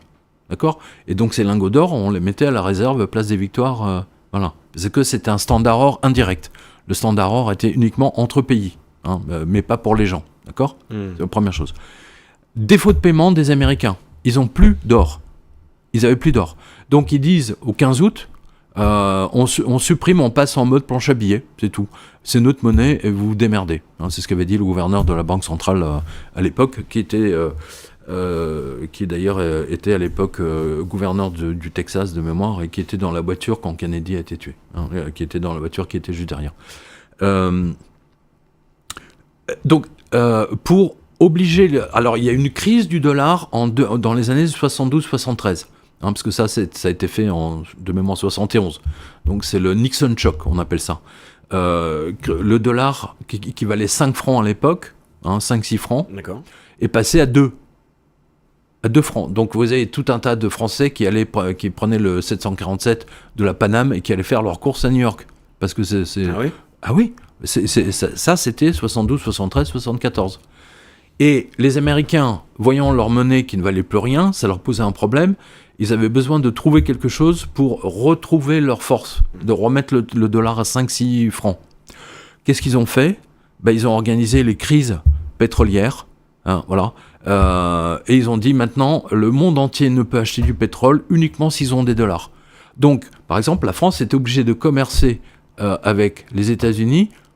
Par exemple, je sais pas, Chanel vendait des millions de bouteilles, donc ces dollars, on les récupérait, et grâce à ces dollars, on pouvait acheter du pétrole. Vous me suivez ? Voilà. Et jusqu'à présent, si vous voulez, le dollar était la monnaie obligatoire pour acheter du kérosène, pour acheter le commerce mondial. Mais depuis 10 ans, même 15 ans, depuis 2008, c'est en train de s'étioler, parce que, tous les gouverneurs de banque centrale voient que le dollar perd de sa valeur et que l'endettement du pays, ça va finir par une catastrophe. Donc, ils achètent de l'or et ils ne stockent plus de dollars. Et du coup, les Russes, ils ont fait un truc génial, mais complètement génial. C'est-à-dire que, rappelez-vous, à l'Ukraine, quand ils ont envahi l'Ukraine, le rouble était tombé à, de mémoire, je dis n'importe quoi, mais c'est genre 5 centimes, d'accord ? Oui. Il y avait une grosse baisse. Voilà. Phénoménal. Que s'est-il passé 3 ans plus tard ? Ça a été le rouble a été plus performant que l'or. Voilà. Et aujourd'hui, tout le monde veut commercer soit en yuan chinois, soit en rouble russe, parce que 40 trilliards de dettes, ils sont à 120% d'endettement, les Américains, comme la France, alors que la Turquie est à 30% d'endettement. Ah, à peine, d'accord. Moscou, les Russes, ça doit être pareil, genre 20-30%. Il y a dû avoir une hausse depuis la guerre, mais c'est... Oui, mais pas tant que ça. Le gars, c'est pas la France. Nablyukova a fait un travail absolument remarquable de la Banque centrale russe. Donc aujourd'hui, moi, je serais plus tranquille avec des roubles, des yuan qu'avec du dollar. Et donc, on voit que tous les pays de l'Asie centrale, y compris l'Indonésie, etc., ils commencent à faire ce qu'on appelle le foreign exchange, faire des stocks de yuan et de roubles. Voilà. Donc, est-ce que ça voudrait dire qu'on assiste à l'avènement, même si c'est au stade, si c'est juste en train de germer, c'est un monde en du convulsion, pétro-yuan ou de la domination de l'empire du yuan. Exactement, voilà. Ou même, on pourra voir si l'Iran, on ne sait pas ce qui va se passer dans les jours prochains ou dans les mois prochains avec l'Iran, mais l'Iran pourra très bien garder le contrôle du détroit d'Ormuz et faire payer, comme il l'a dit, et à ce moment-là, je crois que c'est le rial, je ne suis pas sûr, le rial iranien. C'est une bonne question. Oui, moi non plus. Notre réal, qui est une mitraillette, va pouvoir nous le dire immédiatement. Peu importe, on va dire le billet iranien vaudra beaucoup plus qu'il ne vaut maintenant. Autrement dit, aujourd'hui, si par exemple, là vous faites faire un pari comme au loto sportif, grosso modo, vous achetez pour 10 000 euros de rial, alors peut-être que ça ne vaudra plus rien. Ça vaudra genre 5 euros dans 3 mois ou 1 an, mais peut-être que ça vaudra 100 000. Le rial iranien. Voilà. J'avais raison. Voilà. J'avais raison. Comme d'habitude. Voilà. Et ça vaudra beaucoup plus. Tous ceux qui ont acheté le rouble à 5 centimes ont fait fortune. Tout. Mais d'ailleurs, au moment du conflit russo-ukrainien, il n'était plus possible d'acheter du rouble. Il était des personnes occidentales voulaient acheter du rouble, mais c'était de plus en plus difficile, voire quasiment. Parce qu'il y avait les sanctions. Oui. Je vous rappelle, aujourd'hui, vous allez en Russie, votre carte Visa, American Express ou tout ça, ça marche pas. Voilà, c'est les sanctions. Vous savez, les Américains font toujours, avant toute guerre, avant que tout ça soit visible du monde entier, en fait, c'est des guerres financières. Et dans ma revue de presse d'il y a quelques jours, j'ai montré le secrétaire au Trésor américain. Écoutez bien ce qu'il a fait. Il a déclaré dans la presse économique américaine, internationale, il a dit, il a envoyé, je le cite de mémoire, j'ai envoyé 2 lettres d'avertissement à 2 banques chinoises, donc les plus grandes forcément, en disant que si vous commercez avec l'Iran, évidemment qu'ils commercent avec l'Iran, qu'est-ce que tu crois évidemment qu'ils commercent avec l'Iran. Nous allons vous interdire, nous allons vous mettre sous sanction, comme ils avaient mis le Vatican sous sanction, qui m'avait permis d'écrire le livre 777. Rappelez-vous, ils avaient interdit, ils avaient éjecté le Vatican du réseau bancaire télécom. Et ils l'ont remis quand Benoît XVI a démissionné. D'où mon livre 777. Ça permet de contrôler totalement quelqu'un.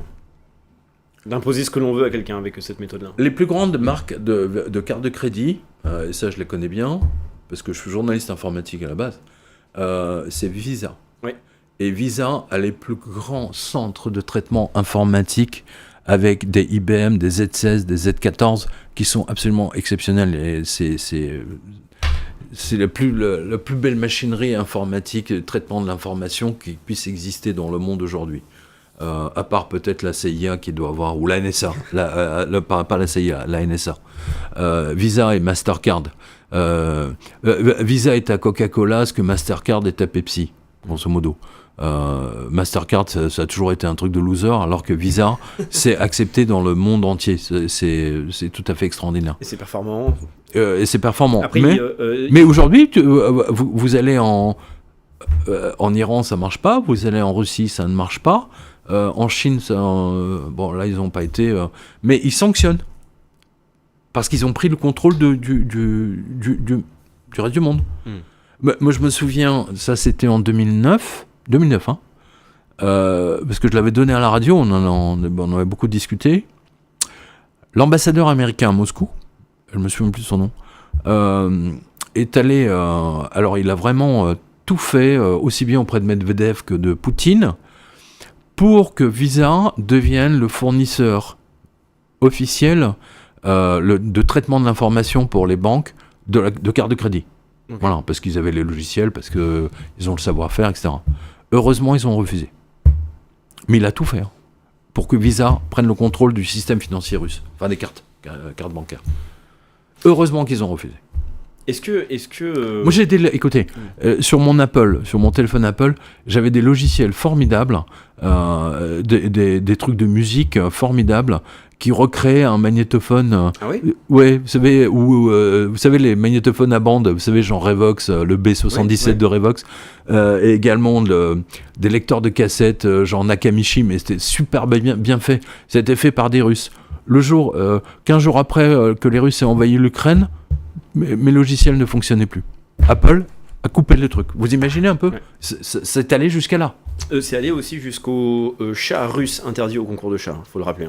Pardon ? Sanctions. Les sanctions, c'est aller jusqu'à interdire les chats russes de participer à des concours de chats. Ah oui, quand même. Et oui. Non, mais je rêve. Il y a eu des blocages de comptes bancaires pour des Russes qui sont sur les territoires européens. Ah ben en France, oui, tout ce qui avait un nom russe, ça j'ai eu plein de témoignages de lecteurs. Annulation ou interdiction de représentation de pièces culturelles aussi. Oui, tout à fait. Faut pas oublier que c'était ça la réaction immunitaire. C'est n'importe quoi, surtout venant de nazis ukrainiens. Mais c'est...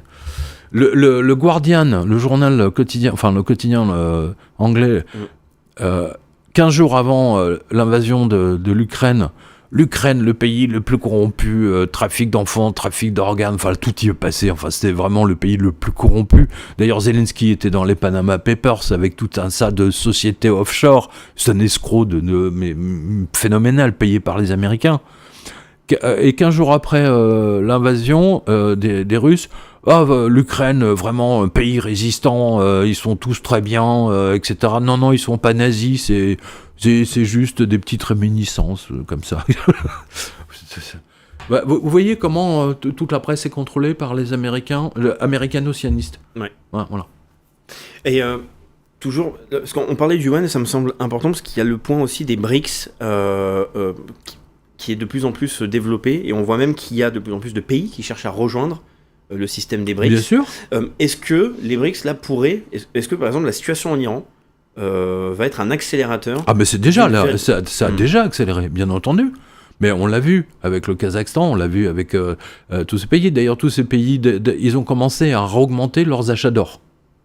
Voilà. Vous savez, au-delà des monnaies, parce que quand vous avez des lingots d'or, pour un banquier central, après vous pouvez dealer, tiens, je veux quelques yuan, je veux des roubles. Vous savez, ça se passait comme ça dans les années 20. Vous savez, à Londres, à la banque centrale anglaise, le Bank of England, il y avait une immense pièce dans les sous-sols, et vous savez, avec des cages comme dans un zoo, et avec des avec des barrières. Oui. Et puis de chaque emplacement, vous avez un peu comme des parkings, hein, des places de parking. Et puis vous aviez des barrières, machin. Chaque pays avait ses lingots. Chaque pays avait ses lingots d'or là-dedans. Et donc, chaque semaine, ils faisaient les compensations. Tiens, la France doit un lingot d'or, je dis n'importe quoi, à l'Italie. Donc, on déplaçait un lingot d'or et on allait le mettre du côté italien. Et tous les pays faisaient ça. Ils faisaient la compensation toutes les semaines, ou tous les 15 jours, je ne me souviens plus. C'est extraordinaire. Il y a un auteur, anglais qui a fait un livre extraordinaire qui avait paru une vingtaine d'années qui s'appelle The Lords of Finance. C'est un pavé de 800 pages et qui décrit cette époque où tous les gouverneurs de banques centrales, entre les deux guerres, se rencontraient. Pendant que les pays se faisaient la guerre, eux, ils prenaient le café ensemble et puis ils discutaient des échanges et tout. C'est pour ça que la finance, quand on suit la finance, en fait, on voit le futur. Voilà. Absolument. Attendez, vous êtes tous témoins. Ça fait des années, que je le dis publiquement sur toutes les émissions, radio, vidéo. Toute utilisation de fausses monnaies, de planches à billets entraîne la guerre. Point. Aussi simple que ça. Oscar Spengler l'a prouvé. Dans les années 30. Et oui, la revue mensuelle de Géopolitique Profonde, le numéro de mai 2026, correspond au sujet iranien. On vient de parler du détroit d'Ormuz, de la politique en Iran, des impacts économiques. Eh bien, nous avons fait une revue spéciale sur ce sujet. Nous avons un article absolument exceptionnel de Stéphane Bonnard que nous sommes extrêmement heureux de pouvoir vous offrir dans ce numéro. Un article qui se veut également prophétique, qui a été prophétique, qui nous permet de savoir comment a pu évoluer le conflit, quels sont les scénarios potentiels et celui qui a le plus de chances de se réaliser actuellement, en plus de faire un état des lieux concret que vous ne verrez pas sur les médias. Vous avez également de nombreux auteurs, Laurent Ozon, Franck Pengam et d'autres à découvrir. Donc n'oubliez pas, vous pouvez vous abonner en cliquant sur le lien ci-dessous en description. 7 jours d'essai gratuit et surtout, quand vous rejoignez la revue mensuelle, vous rejoignez le club Géopolitique Profonde avec votre carte de membre que vous allez recevoir quelques semaines plus tard et ça vous donnera accès à de nombreux avantages pour les futurs événements comme la grande soirée GP, mais aussi les sorties, des ouvrages, etc. Bref, n'oubliez pas, c'est le principal moyen de nous soutenir, la revue mensuelle, mais je vous laisse bon visionnage. Alors, je le rappelle, c'est la maison d'édition Le Jardin des Livres, parce que là, tous les sujets qui ont été abordés peuvent être explorés plus en profondeur. Y compris Epstein. Et on va pouvoir parler, j'aimerais qu'on parle parce que c'était fait finalement en avance, ça date de 2020, si je ne me trompe pas. Cette 2020, oui. On en parlera, mais donc sur Le Jardin des Livres, il y a tellement de sujets, on a parlé de Blade Masters, il y a 777, mais il y a aussi donc... il n'y a pas que mes livres au jardin. Il n'y a pas que mes livres, il y a beaucoup. Ouais. Voilà, allez sur le site lejardindesLivres.fr, vous avez une page qui s'appelle Thème, et là vous avez tout par sujet, etc. C'est super bien fait. Dont un autre ouvrage que je tiens à signaler, surtout dans la conversation, c'est pour découvrir et s'intéresser au personnage de John Law. Voilà. John Law. Voilà. Comme dirait Dieudo, c'est. Voilà. Donc. Au-dessus, c'est le soleil. Voilà, je vais jouer le spectateur qui découvre le sujet. Mais qui était John Doe ? Pourquoi au-dessus c'était le soleil ? Pourquoi ce personnage est important à connaître ? D'abord parce qu'il a inspiré la chanson Sympathy for the Devil des Rolling Stones, déjà. Parce qu'il a inspiré Goethe, hein, l'opéra, parce qu'il a inspiré Hergé. Quand la Castafiore chante « Je suis la plus belle devant le miroir », etc., c'est une référence directe à John Law. Très peu de gens savent ça, hein. C'est ça qui est extraordinaire. John Law est celui qui a inspiré tellement d'artistes, de musiciens, d'écrivains, c'est absolument extraordinaire. Mais John Law, à la base, c'est lui qui a créé la banque moderne, d'accord ? Il a créé la spoliation des épargnants. Il a créé, le vol des citoyens par la bourse. Il a créé la fausse monnaie. On peut le voir. Et en France, il a fait ça en France. On a la couverture, on voit qu'il a des billets de banque dans la main. notre cher John Law. Oui. Et son histoire est quand même fascinante parce que... alors c'était Mais avec il a fasciné c'est la également. Compagnie des Indes, c'est ça Oui, mais ça fait partie, vous savez, des découvertes de l'Amérique, mais les Anglais ont fait la même chose. C'est-à-dire que John Law, c'était durant la Régence, les caisses de l'État français étaient vides, et donc, eh bien, lui, il a eu l'idée, si vous voulez, d'inventer le billet de banque quasiment moderne. Ouais. Et donc, ça a eu un tel succès, et en disant, vous pouvez déposer votre or chez moi, et puis le jour où vous en avez besoin, vous ramenez vos billets, puis je vous redonne votre or.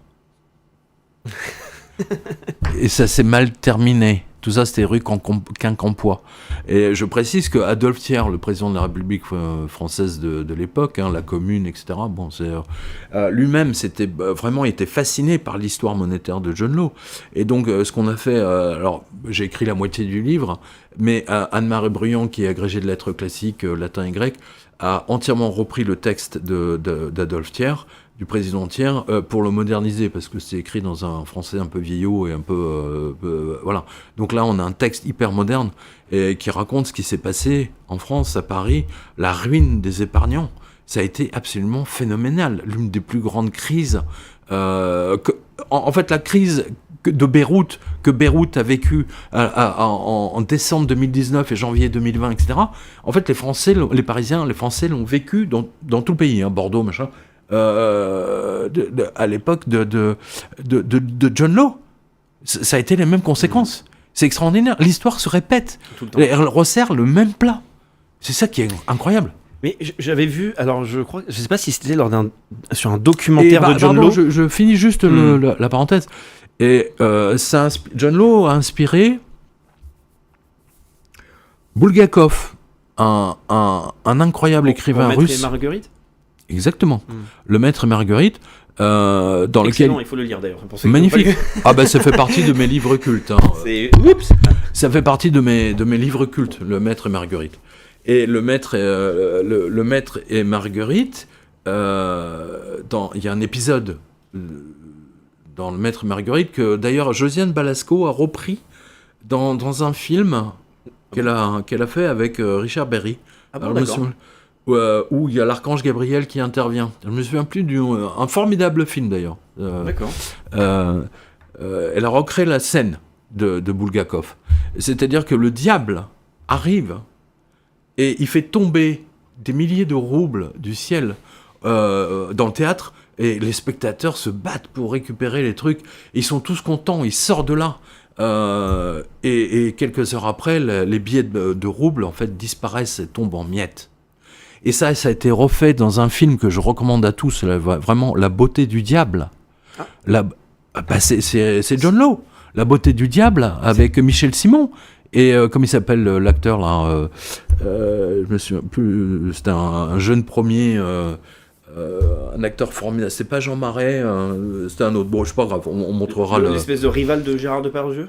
Non, de Jean Marais. Jean Marais, ça a été fait dans les années 40. Ah, Jean Marais. C'est un film en noir et blanc, mais que je recommande parce que c'est d'un très très haut niveau. C'est super bien fait. Et pour redire le nom La beauté du diable. La beauté du diable. Avec Michel Simon et... Je sais pas si notre ami peut regarder. Il va le trouver, ouais. Gérard Philippe. C'est ça, Gérard Philippe, voilà, je cherchais, Gérard Philippe. On remercie notre réalisateur qui est extrêmement vif là. Voilà, Gérard Philippe qui vend, grosso modo, qui vend son âme au diable, et le diable lui accorde tous ses vœux tant qu'il est vivant sur Terre. Et à un moment donné, il lui donne le pouvoir, effectivement, de fabriquer... Il prend du sable et il le transforme en billet de banque. Et donc là...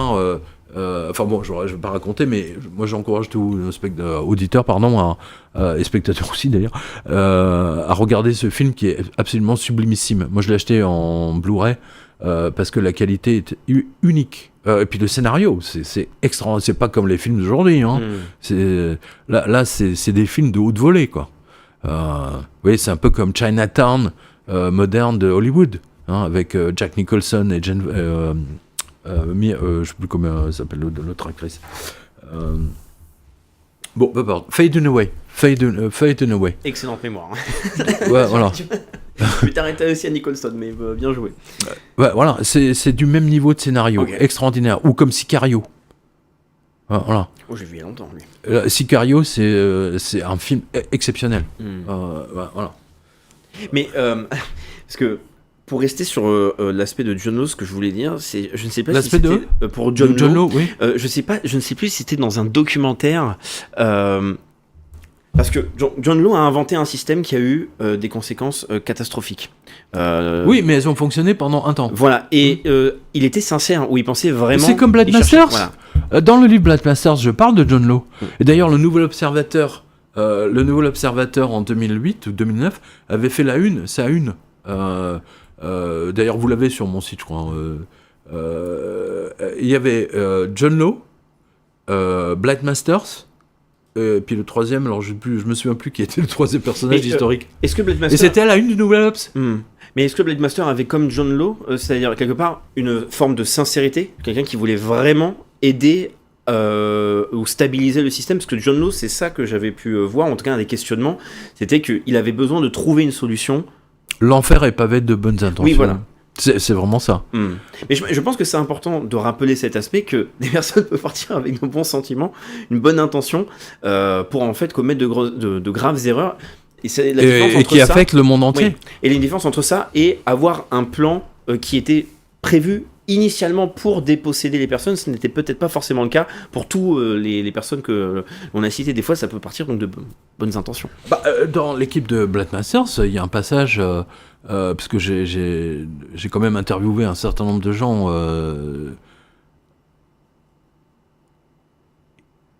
Ils disent... La mathématicienne qui lui servait pour les grands calculs, etc. Et on voit les échanges de mails entre les deux. Elle dit, mais je comprends pas, on a eu un enfant, on a fabriqué un enfant absolument incroyable qui s'est transformé en Frankenstein. Ouais. C'est ça qu'elles se sont dit dans... Elle était magnifique, hein, elle était... c'est Icy Queen, son surnom c'était la Reine de Glace. Elle est extraordinaire, son visage est absolument extraordinaire. Ça a été ma muse. Sans elle, non mais sérieux, sans elle, je serais passé à côté de toute cette immense escroquerie. Comme la totalité des journalistes économiques sont passés à côté. Pas moi. Comment a été fait oui, il faut se vouvoyer. Comment vous avez découvert, Pierre, la Black Masters ? Je l'ai découvert parce qu'en 2008, quand toutes les banques, quand tout ça a explosé, je me dis mais qu'est-ce qui s'est passé, etc. Puis je voyais crédit défaut swap. Je me dis c'est quoi un crédit défaut swap ? Oui, tu tires un fil et puis petit à petit le fil vient et puis tu as des noms qui apparaissent, des banques. Et puis c'est hyper technique, attention, hein, c'est du juridique, banco, c'est juridique. C'est pour ça que je pose la question. Voilà, c'est des trucs d'avocat quand même. Hein, et donc on tire le fil et puis moi je suis bilingue. Donc et puis à un moment donné je vois Blade Masters, JP Morgan, etc. Je dis qui est Blade Masters ? Puis je cherche des interviews. Zéro, nada. Elle a nulle part, sauf de petites conneries. Elle a refusé toutes les interviews. Voilà. Et je dis, mais c'est pas normal qu'elle refuse de parler. Et donc c'est là où ça a attiré mon attention. Et plus j'enquêtais sur elle, et plus je découvrais des trucs mais tellement hallucinants. Notamment AIG, l'assureur AIG qui a vendu... Imaginez un assureur qui est censé avoir des trilliards en banque pour garantir, je sais pas, un avion qui se crache dans un... Parce que AIG assure les aéroports et les avions. Hein. Ouais. C'est le plus gros assureur, faut le savoir. C'est la raison d'ailleurs pour laquelle AIG a été sauvé. C'est parce que le gouverneur de la Fed de l'époque a dit si on ne sauve pas AIG, il n'y a plus aucun avion qui décolle. Plus aucun. Nada. Mais AIG a vendu, je dirais que s'ils ont mis de côté 1 trilliard, d'accord, mais ils se sont tapés 100 trilliards à payer. D'où le sauvetage. Je donne une idée de grandeur. Ouais. C'est la raison pour laquelle la Fed a choisi de sauver AIG après qu'ils aient laissé tomber Lehman. C'est le plus grand scandale. Non, mais c'est incroyable. Et le PDG d'AIG a été remercié. Ils lui ont filé un bonus de, je sais plus, 20 millions ou 200 millions tu la fermes, tu dégages. C'est parfaitement légal de faire ça ? De Ces opérations-là de sauvetage, elles sont considérées Bon, comme il a légales ? fait devant le monde entier, il y a assisté. Ah, mais Non, je pose vraiment mais la question. non, mais votre question est légitime dans le sens où effectivement les Américains sont hyper légalistes. Donc, alors, et je me souviens ils avaient nommé un mec, je me souviens plus de son nom, mais j'ai lu son livre, un juge d'instruction, un avocat d'affaires, mais qui est devenu juge d'instruction au ministère de la Justice américain, qui a été nommé exprès pour surveiller les 700 milliards de l'argent du peuple américain qui a été donné aux banques, et pour surveiller le dispatch. Et le mec, il s'est fait entuber, mais à tout niveau, il le raconte. Il dit, ce sont tous des voleurs. Surtout Goldman Sachs. Voilà. Moi, je rappelle que Goldman Sachs était en faillite en 2008. Elle a été sauvée. Elle a été sauvée intégralement. Je le montre dans le livre 2008, là, je le montre. Là, c'est très très clair. C'est vraiment... on le voit. Parmi les banques, oui, de la banque Rothschild, là on a entendu JP Morgan, on a entendu d'autres banques, parmi les analyses qu'on a même sur la chaîne, quand on regarde l'actualité, même politique, quand on regarde par exemple l'affaire Epstein, on a pu entendre le groupe Rothschild. Est-ce qu'il y a un commentaire à faire sur la puissance de cette banque aujourd'hui ? Alors, est-ce qu'elle est en faillite, comme certaines banques ? Non, la banque Rothschild, enfin, moi, depuis le temps que je suis tout ça, la banque Rothschild a toujours eu une excellente réputation. Toujours. Sauf qu'à un moment donné, en 2008, ils ont commencé à vendre des les clients Rothschild qui demandaient « achetez-moi 10 lingots d'or ». En fait, ils n'ont jamais acheté les lingots, ils leur ont filé des certificats papier, ce qu'on appelle des ETF. Ouais. Okay. Bon, il n'y a pas eu de scandale, grosso modo, là-dessus. Mais là, ce qu'on a vu dans les mails Epstein, c'est que là, on a vu qu'en fait, tout ça, tout leur business, en fait, est basé sur du délit d'initié. Ou du moins, 50% de leur business est basé sur du délit d'initié. Ce sont des arnaqueurs. Ils valent pas mieux ou plus que les autres banques, hein, que Goldman ou Morgan Stanley ou Lehman, surtout Lehman Brothers. Hein, voilà. Mais il y a de quoi faire une synagogue là, dans cette affaire, hein, je rappelle. Bah oui, hein, faut le rappeler quand même. Et Ariane de Rothschild est une pute pour moi. Je le dis clairement et ouvertement, qu'elle me fasse un procès, j'en ai rien à cirer. C'est une pute d'abord parce qu'elle a financé Epstein, elle savait très bien ce qu'elle faisait. Elle le faisait au nom de l'entité sioniste. Voilà, et vous vous souvenez de mon pétage de plomb ici, il y a 2-3 mois quand j'étais en plein dans ces dossiers. C'est absolument révoltant. Et Ariane de Rothschild est une personne révoltante. D'autant qu'elle n'est même pas juive, c'est une pièce rapportée, mais elle en fait plus pour faire partie du sérail. Hein, voilà, donc et elle est méprisée au sein de sa banque depuis ce scandale. À chaque fois qu'elle passe les gens la regardent avec mépris, parce que dans son personnel, il y a des gens il y a quand même pas mal de gens qui ont des familles, ils ont des enfants, et on peut pas diviser. Enfin, je veux dire, moi j'ai des enfants, Macron n'en a pas. Hein, donc ceci explique cela, qu'ils en ont rien. Je sais même pas si Ariane de Rothschild a des enfants. Et on s'en fout. Mais c'est une putain financière qui a financé les escroqueries d'Epstein et pour la cause du grand Israël sioniste. Voilà. Et aujourd'hui, la banque Rothschild, à mes yeux, n'a plus strictement aucune valeur. Et Dieu seul sait si j'ai défendu la banque Rothschild. Vous le retrouvez dans mes reportages. Il y a une quinzaine d'années, il y avait un site suisse qui avait sorti d'une connerie énorme à propos de la banque Rothschild. Moi, j'avais fait mon enquête et j'ai montré que c'était non seulement une histoire de racisme fondamental, mais une escroquerie, une fake news énorme. Tout ça pour pousser au racisme. C'est même pas l'antisionisme d'ailleurs. Là, c'était du racisme pur. C'était un site suisse, Mécanopolis. Ça y est, je me souviens, Mécanopolis. Une bande de crétins finis. Voilà. Mais aujourd'hui, mon image de la banque Rothschild a sérieusement, je veux dire, on est passé de l'autre côté. Parce que vous savez que dans le monde de l'or, hein, c'était un tout petit monde, hein, que ce soit à Londres, à Paris, Bruxelles, New York, les lingots d'or qui ont été fabriqués qui est fondue par Rothschild, où vous avez NM Rothschild dessus, valent 10%, voire 15% de plus qu'un lingot normal. Parce qu'ils ont la réputation de porter chance. Mais vraiment. Ah oui, je plaisante pas. Vous avez la photo sur quotidien.com à droite, je sais pas si notre ami peut le montrer. Vous avez là un petit lingot carré Rothschild de mémoire. Et donc, parce qu'il porterait chance, il est au-dessus du cours de l'or. Exactement. Incroyable. Bon, il y a plein de gens à Paris, et ça je l'ai vu, parce que des fois il y avait des vendeurs d'or qui me disaient « Ah, on a un lingot Rothschild à vendre ». On l'a juste ici. C'est ça ? Oui, exactement. Voilà, ça c'est un petit... Donc là, attention, là on regarde de la chance. Ouais, c'est ça. On regarde un porte-bonheur. C'est ça. Magnifique. Non, mais c'est pas une plaisanterie, hein, parce que c'était vraiment du très haut niveau de professionnalisme. Vous savez, là on est dans l'alchimie quasiment, hein, de la métal, enfin, fondre de l'or, fabriquer des pièces, etc. C'est quelque chose. Enfin, moi j'aborde ça dans le livre 666, mais c'est le lingot d'or, le Rothschild avait une réputation internationale. Je veux dire, et c'était pas truffé ou à la pralinée, hein, leur truc. Hein.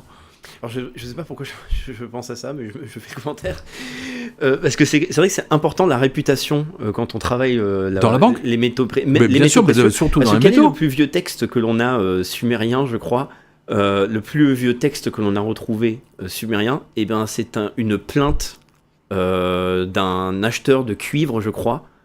Qui se plaint et qui donne le nom de la personne qui vendait du cuivre de mauvaise qualité. Et c'est le texte le plus ancien que l'on a, qui est une insulte de cette personne fait du mauvais cuivre.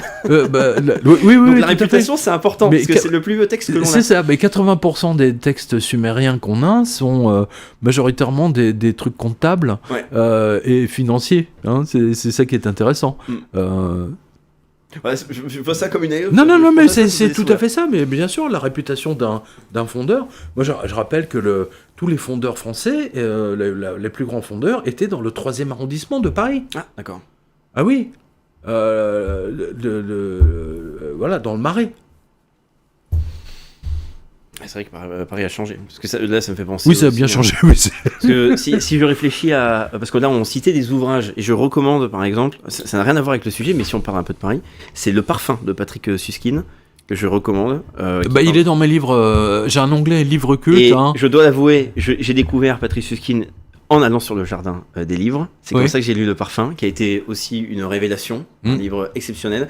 Et on découvre un Paris où il y a les tanneries, où il y a le travail du cuir. Absolument. Et donc, on se dit quand même que la ville... parce qu'on a parlé de la dégradation de l'Occident, la dégradation de la France. Oui. Mais ça a changé aussi dans sa profondeur, dans son efficacité, dans ce que la France travaillait, même ce que la ville travaillait. Et grâce à ces ouvrages, on a du mal à imaginer que ce fut possible d'être dans une... Tout à fait. Le Parfum, je considère que ça fait partie de mes 10 plus grands bouquins. De Jean-Baptiste Grenouille qui part en quête. Exactement. Alors, je n'ai pas vu l'adaptation cinéma, apparemment. Très mauvaise. Ah, parfait. Bon, mais je ne l'ai pas vu. Très, très mauvaise.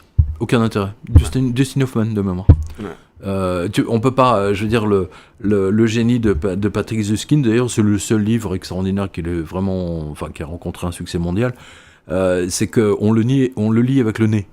Exactement. On le lit avec le nez, c'est-à-dire que ces phrases, parce que vous savez que, dans le cerveau, d'ailleurs, vous savez, c'est pour ça que la langue française est géniale. Elle est formidable, elle est extraordinaire, elle est d'une intelligence. On dit aux gens, il a du nez. Oui. Il a du nez. Pour voir le futur, grosso modo, c'est ce que ça veut dire. Eh bien, la zone qui gère l'odorat dans le cerveau est exactement à côté, enfin, elle jouxte celle qui gère les rêves prémonitoires et tout ce qui est mystique. Voilà. C'est-à-dire que plus, par exemple, une personne qui prie tout le temps, eh bien, cette zone du cerveau est plus grande, elle touche, et donc les deux zones se confondent. C'est pour ça que toutes les grandes voyantes ou les grands médiums avaient un odorat absolument exceptionnel. Moi, toujours. Moi, je veux dire, ça fait des années, on me dit, des années, depuis longtemps, hein, que j'avais un nez de chien policier. Ah bon?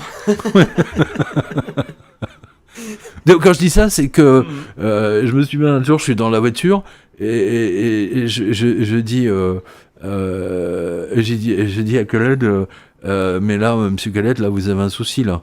Il me dit quoi, comment il me dit votre système là d'aération, d'air conditionné, tout ça va tomber en panne. Il m'a pas pris au sérieux. 2 jours après, c'était mort. Vous voyez, parce que j'avais détecté des... Mais voilà, c'est...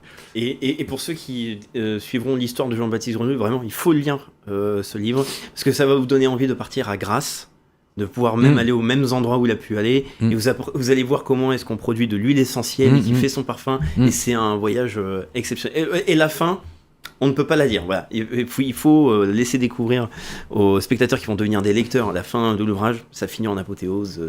Mais vous savez qu'il a abordé un sujet que les Allemands de l'Est, les espions de la Stasi, de l'Allemagne de l'Est ont mis en place dans les années 70. C'est-à-dire qu'ils se sont rendus compte que les femmes étaient attirées par l'odeur de certaines formes de phéromones, et donc pour pouvoir draguer des secrétaires, comment dire, de membres haut placés d'organisation. Voilà. Donc, ils s'étaient badigeonnés de phéromones qui attiraient les femmes pour qu'elles tombent dans leurs bras. Ça, c'était une des méthodes de la Stasi. Hein, voilà. C'est malin. Et puis, on a l'histoire célèbre de alors, je sais plus quel... je crois que c'est... je sais plus du nom de ce chevalier, mais il faisait très très chaud, et puis il venait de s'asseoir. Là où une princesse qui était rousse venait de s'asseoir. Et quand il a découvert, quand son nez a enregistré l'odeur de la rousse, il a pété un plomb et il l'a cherché partout et il l'a épousée. D'accord. Vous voyez, c'est tout est c'est la première chose que les chiens font, c'est de se renifler les fesses. Mais même nous, l'odeur de notre partenaire, elle est vitale. Si vous ne supportez pas l'odeur de la peau de votre partenaire, c'est mort. Par définition. C'est pas faux. Ah bah oui, c'est même d'une évidence. Non. Je conseillais cette fois, et là j'aimerais, pour conclure, parce que le temps est passé très vite, Pierre, j'espère qu'on pourra refaire... j'ai écrit un livre qui s'appelle Le Prêtre du Temps, d'ailleurs, dans lequel je parle beaucoup de parfums, justement, d'odeurs, de fragrances, et ainsi de suite. Le Prêtre du Temps. Le Prêtre du Temps. Voilà, comme ça, ils pourront regarder. Il nous reste quelques minutes, et j'espère qu'on pourra se refaire une émission comme ça, parce que finalement on a beaucoup parlé d'économie. Oui. J'avais prévu d'autres sujets aussi, mais j'aimerais vraiment, parce qu'en plus j'ai eu le plaisir d'avoir eu ce cadeau. Mika Waltari, oui. Voilà, qu'on puisse parler donc de Mika Waltari. Donc là j'ai Rome dans les mains, mais ça fera aussi pour moi c'est conseil de lecture. Je veux dire, il y a énormément d'auteurs, voilà. Mais Mika Waltari pour moi est le plus grand. Mika Waltari avait ce don de vision à distance. Comme on l'a montré dans les livres avec Robert Monroe, de tous les travaux de la CIA, etc. Mais Mika Waltari prenait dans sa main une pièce de l'époque dans laquelle il voulait se projeter, un peu de vodka finlandaise, et il se mettait à écrire. Et une fois qu'il était lancé, écoutez la suite, parce qu'il était ambidextre. Et comme à l'époque, la Finlande, personne parlait finlandais à part les Finlandais, c'est-à-dire que je sais plus, il y avait peut-être 2 millions d'habitants maximum. La main gauche, il écrivait en finnois, et la main droite, il écrivait en suédois, parce qu'il voulait avoir des lecteurs suédois. Je ne sais pas si vous imaginez le génie de cet homme. Avec cette anecdote, on imagine rapidement. Donc, quand vous lisez un livre de Mika Waltari, vous êtes transporté immédiatement. C'est mieux que les films d'Hollywood, genre 10 Commandements ou Ben-Hur, etc. Enfin, c'est du même niveau, mais là, c'est dans nos têtes, c'est encore plus... Enfin, vous avez lu l'Étrusque. Donc, et je dois donc remercier Pierre, parce que il y a le travail sur quotidien.com, il y a les ouvrages sur des thématiques difficiles et très sérieuses, mais également ce partage de la culture et de pouvoir faire des découvertes exceptionnelles, parce que ça date d'il y a maintenant plusieurs années quand j'avais regardé scruter le Jardin des Livres. Et donc moi je le conseille, c'est de commencer peut-être, en tout cas de lire à un moment donné L'Étrusque, qui est pour moi un voyage justement, c'est l'histoire d'un jeune garçon qui découvre, qui ne connaît pas ses parents, mais qui voit de temps en temps son ange gardien, qui est une femme, oui. Je rappelle. Turm, c'est l'équivalent de Gabriel, voilà. Et il tombe amoureux de son ange gardien. C'est intéressant. Ouais. Et donc, cet ange gardien lui fait vivre un destin, mais complètement hors du commun. Enfin, mais tout est vrai. Je veux dire, tout, absolument tout. Et pour écrire son livre, L'Étrusque, il avait une pièce, dans sa main. Et je veux dire, mais c'est tellement incroyable. Je veux dire, on a l'impression qu'il vivait à cette époque. C'est une projection du passé qui arrive dans nos têtes, quoi. Parce que c'est un roman. C'est le génie de la littérature. Ouais. La littérature, c'est la chose plus grande. N'oubliez jamais, les plus grands films ne sont que des adaptations de livres, de romans. Tout à fait. Bah oui. Bon, mais merci beaucoup, Pierre. Voilà, je tenais quand même à parler, parce que finalement, il y a eu aussi plein de conseils de lecture et même de visionnage. J'espère que les spectateurs pourront dire s'ils ont déjà vu certains films ou lu certains livres qu'on a conseillés. C'était La beauté du diable, le film. Il y a La beauté du diable, il y a Chinatown, qui est un écho d'Epstein. Hein. J'en dis pas plus. Hein. Chinatown, c'est l'un des plus grands films de Hollywood. Hein. Avec une musique et vous l'avez en 4K. Iconique. Alors à la FNAC, il existe en 4K. Donc si vous avez un lecteur 4K et un grand écran, je peux vous dire que c'est phénoménal. Jack Nicholson est exceptionnel. Et c'est dirigé par Polanski d'ailleurs. Oui, tout à fait. Tout à fait. Tout me revient là. Donc merci beaucoup Pierre. J'espère qu'on pourra se refaire une émission très bientôt, pour pouvoir aborder peut-être des aspects autres, parce qu'on n'a même pas parlé de l'enquête sur l'existence des anges gardiens, qui a quand même été aussi un énorme... Mais je veux dire, ça a été l'explosion de ton travail, je pense, et de ton exposition. Mais on me reproche beaucoup, des économistes, oui, il écrit sur les anges gardiens, donc ce qu'il dit sur l'économie, c'est pas sérieux. Comme si on n'avait pas le droit d'avoir une vie spirituelle. Non, mais c'est extraordinaire. Et si on abordait ces sujets-là, je pense qu'on aurait besoin d'1 ou 2 heures en plus. Donc, en tout cas, j'ai passé un excellent moment. J'espère que les spectateurs aussi. Merci Raphaël, merci pour cette émission. Et je salue tous nos spectateurs, parce que j'ai toujours un grand bonheur de les rencontrer lors des dédicaces. Vous savez qu'il y a des auteurs qui n'aiment pas ça, de rencontrer ils estiment qu'ils sont trop placés pour rencontrer des lecteurs lambda, alors que moi j'adore mes lecteurs. Et ils me le rendent bien. Voilà. Ça fera une très bonne conclusion. Donc... Allez sur dédicaces, et sur l'onglet dédicaces, vous avez les photos des dédicaces. Regardez Bruxelles par exemple, vous allez halluciner. Donc on a dit, il y a les dédicaces, vous allez de toute façon sur quotidien.com pour suivre le travail de Pierre. N'oubliez pas de lire la revue de presse de Pierre Jovanovic, parce que vous allez trouver des anecdotes qui sont des fois inquiétantes, mais aussi qui peuvent faire sourire. On a parlé justement d'un imprimeur italien, donc qui se permettait napolitain, qui se permettait de faire des faux billets tellement bons qu'ils fraudent la perfection. Attends, mais 6 mois avant, il y en a eu un autre. Voilà. Et toujours un imprimeur. Il avait 70 ans. Il se dit, bon, je suis en fin de vie, je vais fabriquer des faux billets juste pour m'amuser. Ça a marché du feu de Dieu, comme on dit.